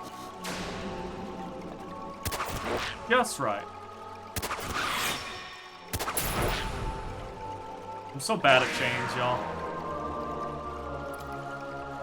Now the issue is... Okay, so halt only lasts for so long on a cloudstone. So, be careful if you're trying to use some strategy where you, like, freeze an enemy on a cloudstone or you freeze yourself on a cloudstone, because it can, if it suddenly starts moving again and you were not prepared, it can be a little oopsie.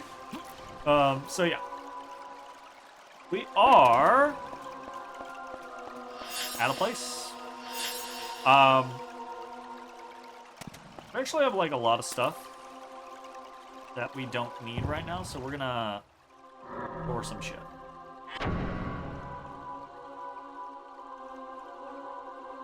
He's just stuck? Yeah?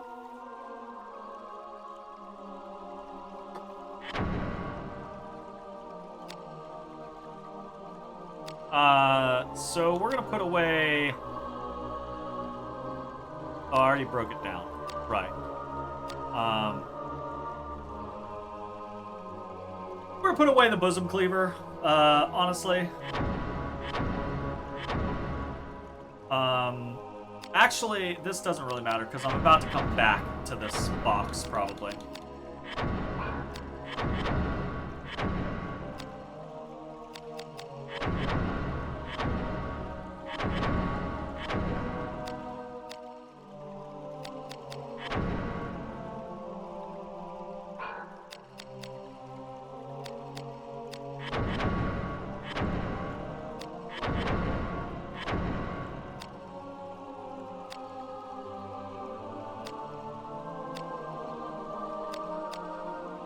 I can't remember if this is about to be a thing. I'm trying to, like, play through my head which thing is about to happen.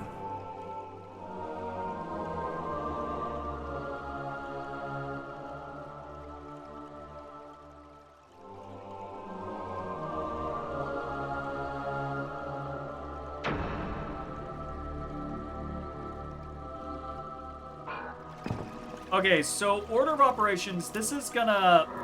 I'm probably gonna get myself slapped around here. Because I'm gonna try to do things to, like, show off stuff. Which is probably gonna get me fucked. But hopefully it will not get me too fucked. We're gonna put on fire ward. Intent. And what do I currently have equipped? I'm going to want... Okay, not that. I'm gonna want to just throw on, like, the Fandango and a shield.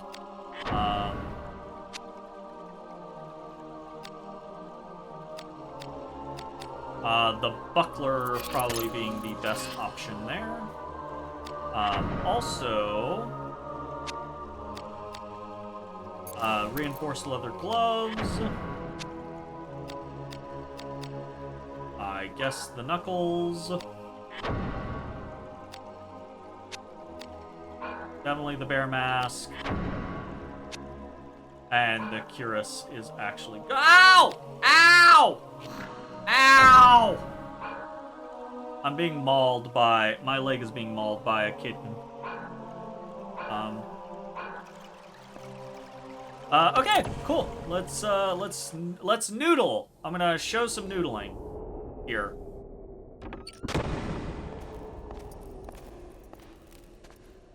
What's that? That's me in the corner.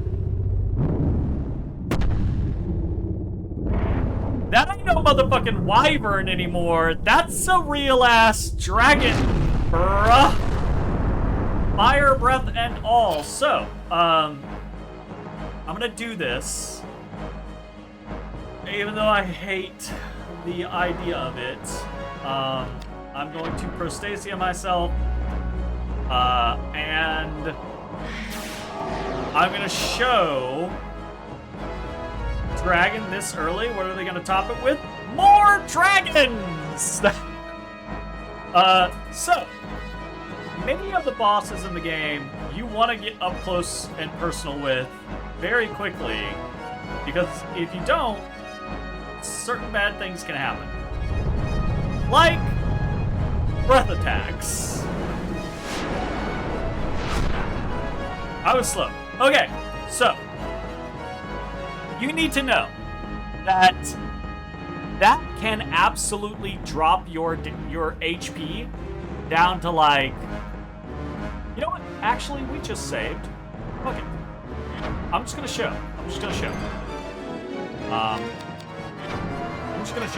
We're learning here. So we're gonna put on the Targe, right? We're gonna put on either one of those is fine.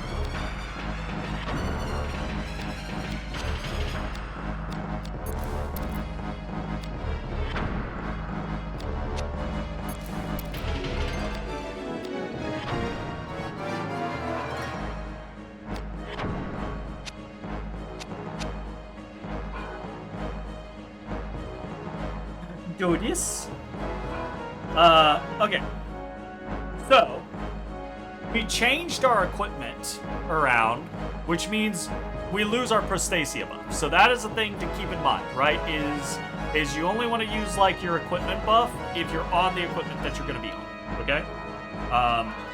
So we're gonna let him do it to us again.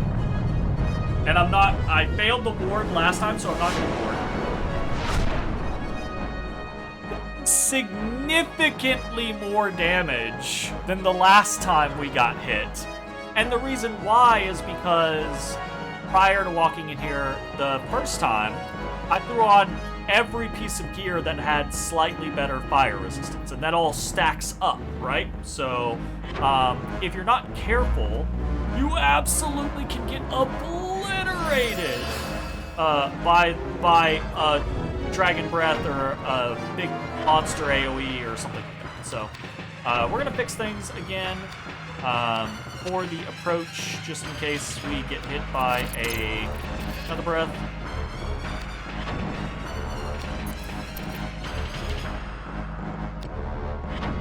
That being said, there are other things we can do. But yeah, we're gonna run in. And now we're inside the area of the dragon. As we're in here, you can see this thing has a really big body, right? It takes up a lot of space. We're directly underneath it. We can hit its head as long as it's, like, down. Hit its neck, hit its body, hit its legs, etc., etc.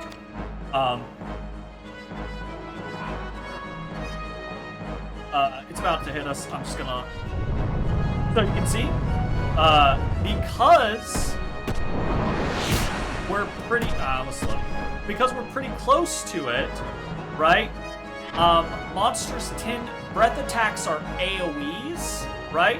And a lot of big boss spells are AoEs, and they tend not to use it if their body is potentially in the AoE itself, right? So you can actually guard yourself against some of these bigger attacks by running in there and trying to be like, hey, if you hit me yourself, right? I want to see if I can show this off, because it's kind of interesting. This is kind of like with the golem, an interesting scenario of, I don't know if we'll be able to do it, but we'll try. So we saw we could hit the head, the neck, the body, the legs.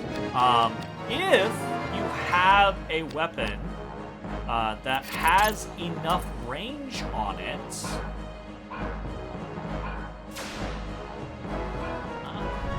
well,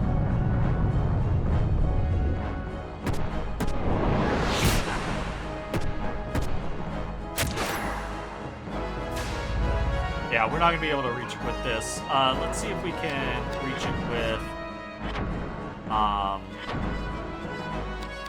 bow.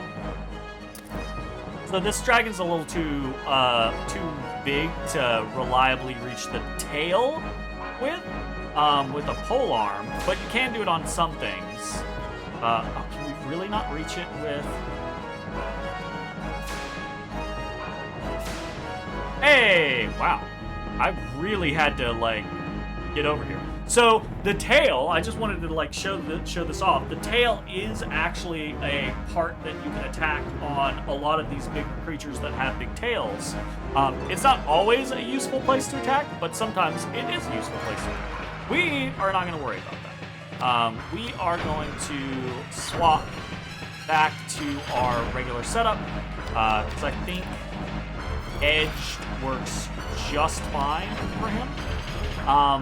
Now that we are inside of his range, though, so he's potentially not going to fire us, we're going to switch over to the Targe because it's a little bit of a better physical scenario. You could also swap over the rest of your gear.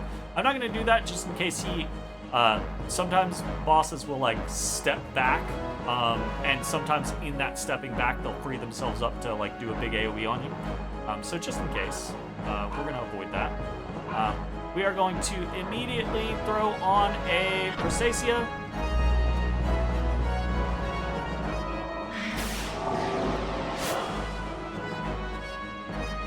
I don't know if we can degenerate him or not. So 0% chance, so no, we can't degenerate him.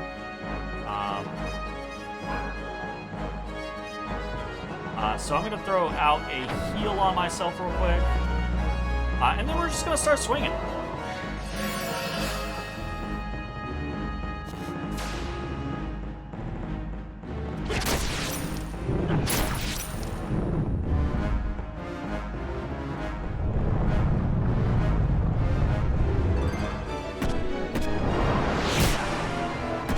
See quite a bit less damage taken with our Crustacea and our more physical-oriented gear.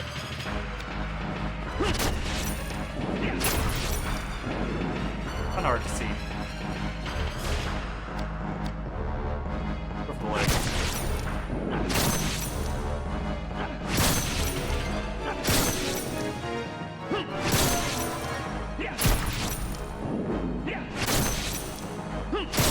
Okay, so this guy has very high chain resistance. So you saw we missed 6 out of the 8 chains or so that we threw at him.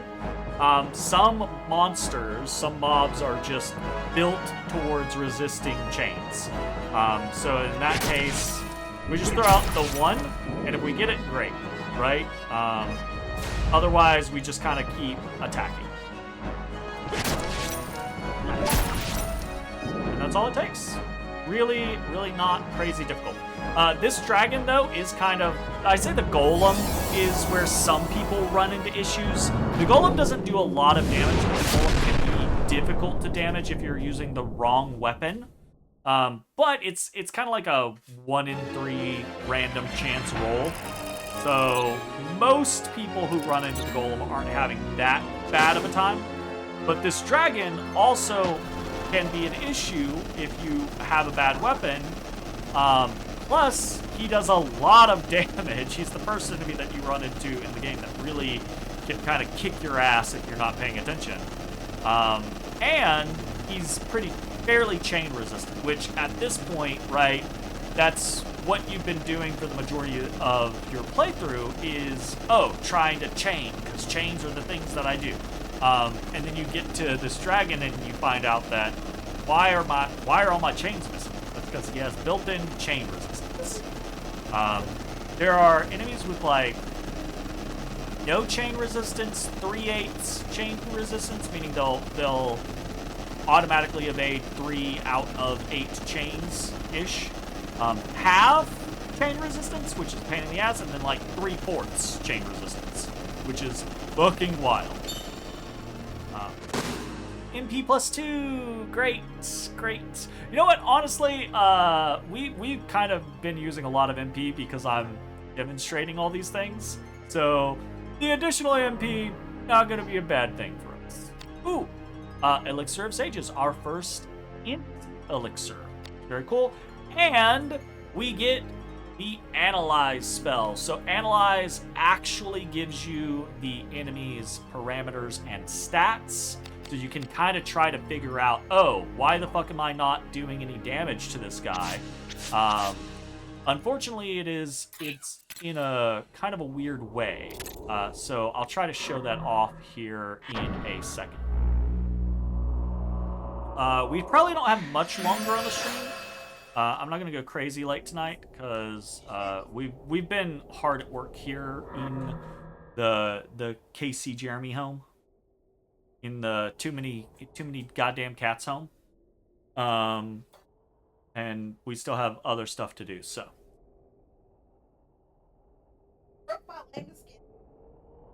Not your leg skin. Oh shit. But we are pretty close to another interesting point. So I think we're gonna try to get there first. So we got these sacred halls. Visit every room and open every treasure chest in the sacred halls. Very cool.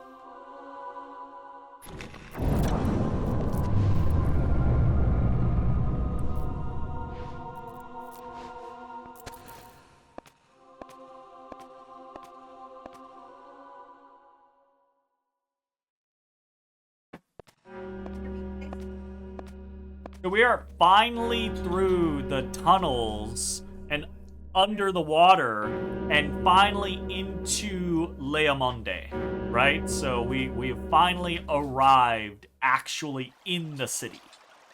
And we fought a Minotaur, we fought a fucking Golem, we fought a goddamn dragon, just getting into the fucking city.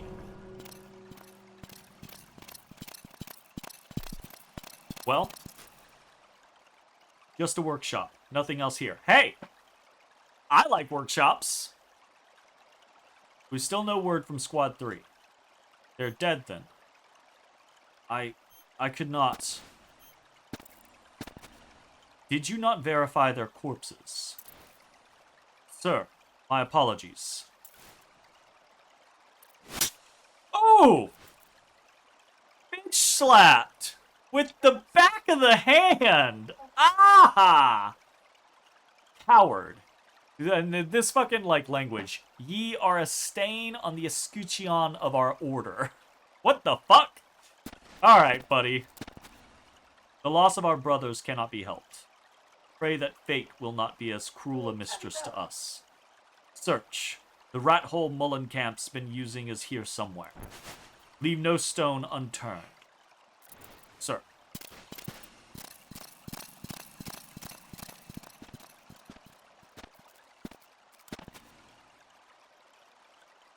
I, for one, cannot leave this accursed city soon enough. Well, I got news for you, buddy. So, we have made it to... We've made it to... Town Center West. We made it to town. I never remember. So we're gonna pop out here real quick. I specifically want to just show this off before I end the stream. Yeah. Whoops. Might have to show something else off. Answer wisely, and you may yet live. Now tell me where Sydney hides. Save your breath, knight. You fools think the dark will bend to you? Guys are... We are prelates of the Lord, scum. We are not here to bend aught. We are come to cleanse. Ooh. Spit in your face.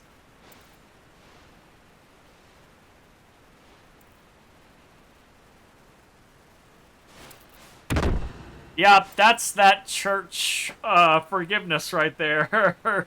Slamming people's heads into walls. Now there is still time. Pray, perhaps he will forgive. And I will pardon your sins in his name. Fuck you, bucko. Go to hell. Absolutely.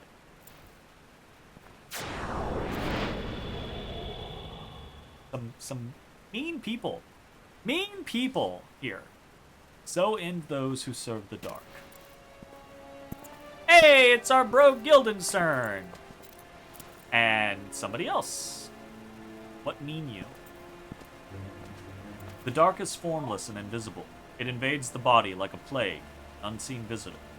Yet those it taints become undying. Undying? Yes, they do not die. That is what undying tends to mean, yeah. But he did die, turned to dust, leaving no trace. Did he not? What is death? Is it the ruination of the flesh? Surely, that is death, but it is only one facet of the truth. True death is the death of the soul, and theirs is not a true death. Even should their flesh crumble to decay, their souls will wander eternally. The undying of Liamonde do die, but it is an incomplete death. Death. Trapped in purgation, they yearn for life. Thus they seek bodies without souls. I love watching him and him continuously, right, like, making the sign of a cross on his body, just, like, warding himself. It sounds like they should hire an exorcist, or the Ghostbusters! And the corpses that walk are born. They say the howl of the north wind is the cry of the wandering souls. Grissom, gather our remaining men. Join with Tiger's knights and crush Mullenkamp. Go. By your command. Will the same happen to me? That's a possessive side hug there. You will not die. And there is one who has found the true undeath. Immortality, my love. Dun dun dun! So we're getting some of the impetus behind what the fuck's going on. Why Guildenstern is chasing Sydney so. Why he had his Crimson Blades move before the VKP told them to, etc., etc. So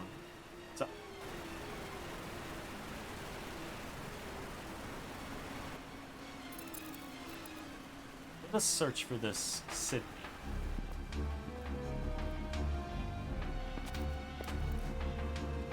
So the Cardinal seeks immortality. That's right. But it's not that concerns you. Oh, this asshole! Oh, shit! We got found out! An incomplete death's more than a VKP butcher deserves. Okay, so, we are beset. We're gonna do a very quick, setup scenario. We're going to patch some gems over here. Do the Fandango. We're gonna put the Paralysis on. We are fighting some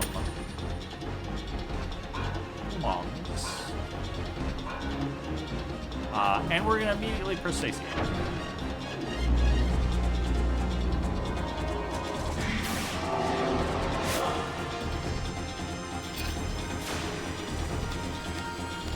And we're gonna try to kill this guy quickly.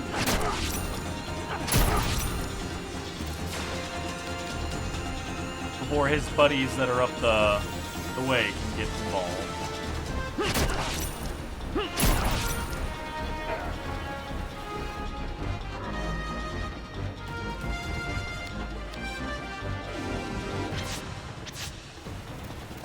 Take that.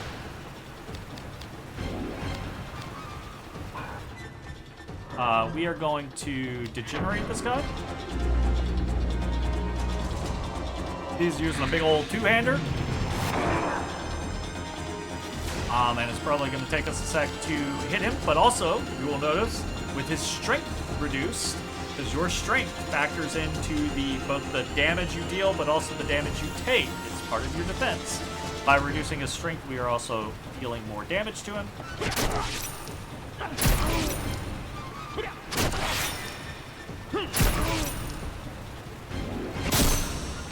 Ooh, hey! We dodged! Very nice. So, we're running into an issue here. We have too many weapons. We'll look at defense abilities real quick. That's what we're actually gonna take. Let's take, there's, my snake venom actually works.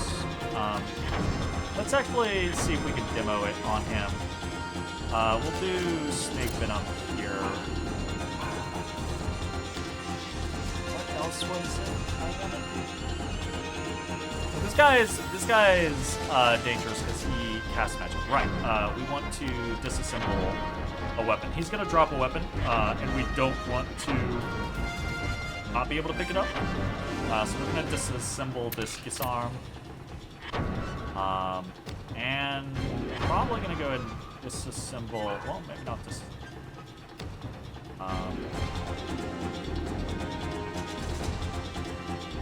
There's a workshop right here.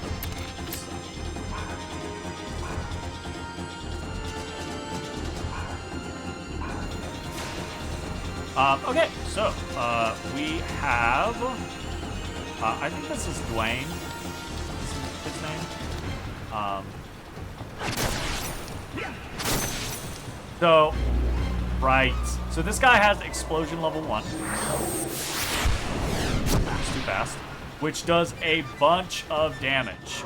So immediately after fighting the fucking dragon, you run into this other guy, and unfortunately, I think explosion is untyped damage, so we can't really mess around with our equipment to try to give ourselves an advantage here, but we can kind of just heal through it.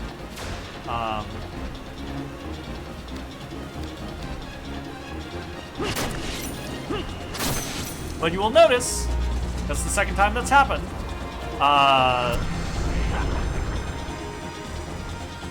I'll see if I can do it a third time. Oh, well, we just killed him.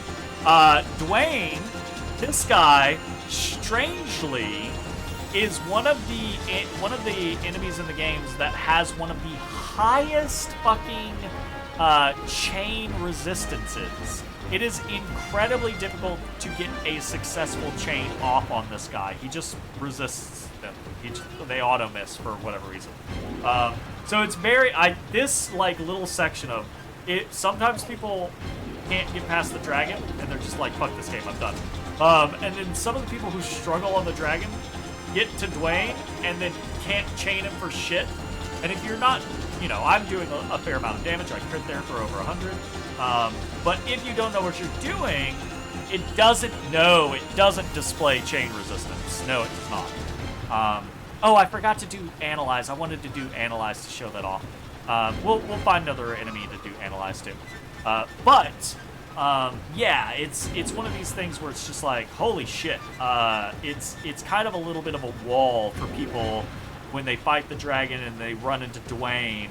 And it's like, holy shit, what is happening? I don't understand. I'm getting my ass kicked. I'm not doing any damage. I'm trying to chain, but I just keep, I hit him. I have a 100% hit chance on this location, but every time I chain, it's just miss, miss, miss, miss, miss, miss, miss.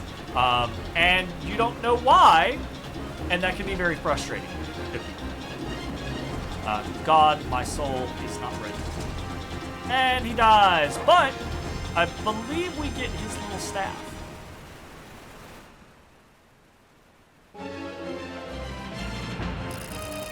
And he is a little boss. So.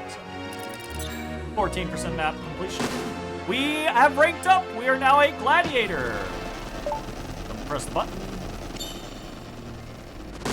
Int +2. Okay. Okay, working towards that caster scenario. So yes, we get our first staff weapon, our first caster weapon, the Magnolia Frau. And we get a wizard robe, which also works in that regard. So we get the Crimson Key, we get Demoliere, which is the explosion that he was just using on us, and we get the spell Unlock, which is kind of an annoying thing, because it's like, there are treasure chests that are just locked, and you just use Unlock on them. That's it. There's nothing, that's it. Like, it's kind of a weird thing. It's just like, are you not gonna cast Unlock and open the treasure chest? Of course you are. So anyways, let's snag that stuff. Hey, you're back here in my wires. Get. Hello, Guildenstern. I like how he like stares you down and then he's just like, you're over there, I'm over here. Walks the fuck away. Okay, so that was a fun little. Oh shit. That was a fun little battle with Dwayne. Bat-bappin'? Bat-bappin'? I don't know if he's bat-bappin'. I think he's just scratching his own head. Oh. Oh! Oh, buddy. That was such a fun video.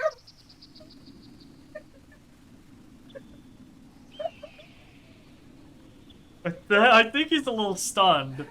So, Hibiscus has gotten very, he's gotten very exploratory. He likes to climb, he likes to move around and get into shit. Here over the last, like, day and a half, 2 days, he has figured out how to get up on my computer. He just did so, and then he started to just kind of, like, noodle around and flail, and rolled off my computer and landed off the top I hardwood floor.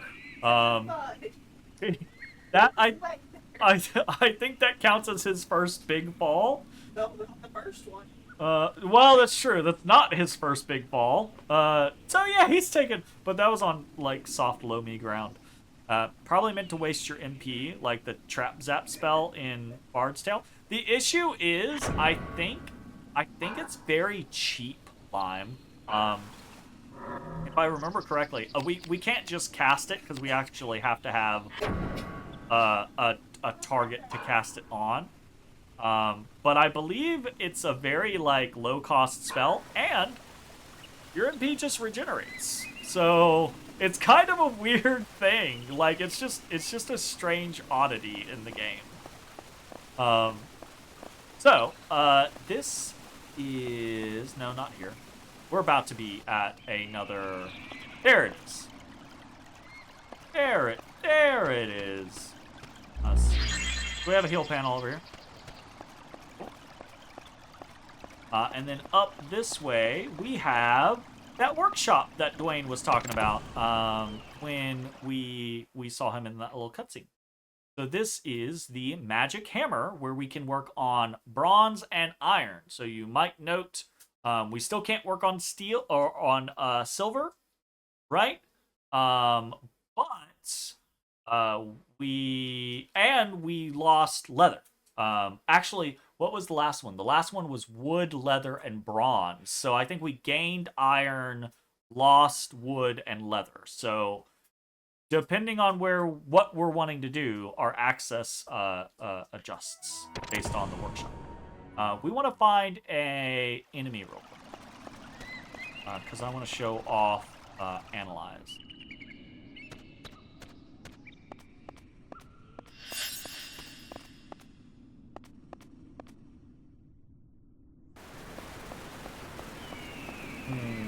I wonder. It might not have any more enemies in this area until we go through the next scene, and I don't want to go through the next scene yet. I kind of need that in the stream.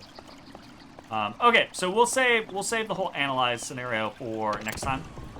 We got a bunch of little things to mess around with, show off like explosion and analyze, and show off kind of like mage setups with the Magnolia Fra and stuff like that. So yeah, and we can potentially make some new gear. For now, we are going to go ahead and save. And that's going to be it for tonight's session. So we made a fair amount of progress tonight. Did some good stuff. Fought a couple of new enemies, got a bunch of new gear, and kind of did our first little like noodling around with gear and showed off kind of like how gems work and stuff like that. So yeah, I hope people find this old, overly complicated, weird game interesting to watch. I love it. I think it's a blast, even with its idiosyncrasies. So yeah, hope you enjoyed. It's Wednesday. It is Wednesday. It's Wednesday, my dudes. We should be back tomorrow with some more of this probably. And then I don't know if everyone's in or available for multiplayer stuff on Friday, so we'll have to see. That's it. Thanks for hanging out. We'll see you next time. Bye-bye, everybody. Hey, everybody. Thanks for watching. If you enjoyed the video, consider leaving a like, commenting, or subscribing. It really helps me out.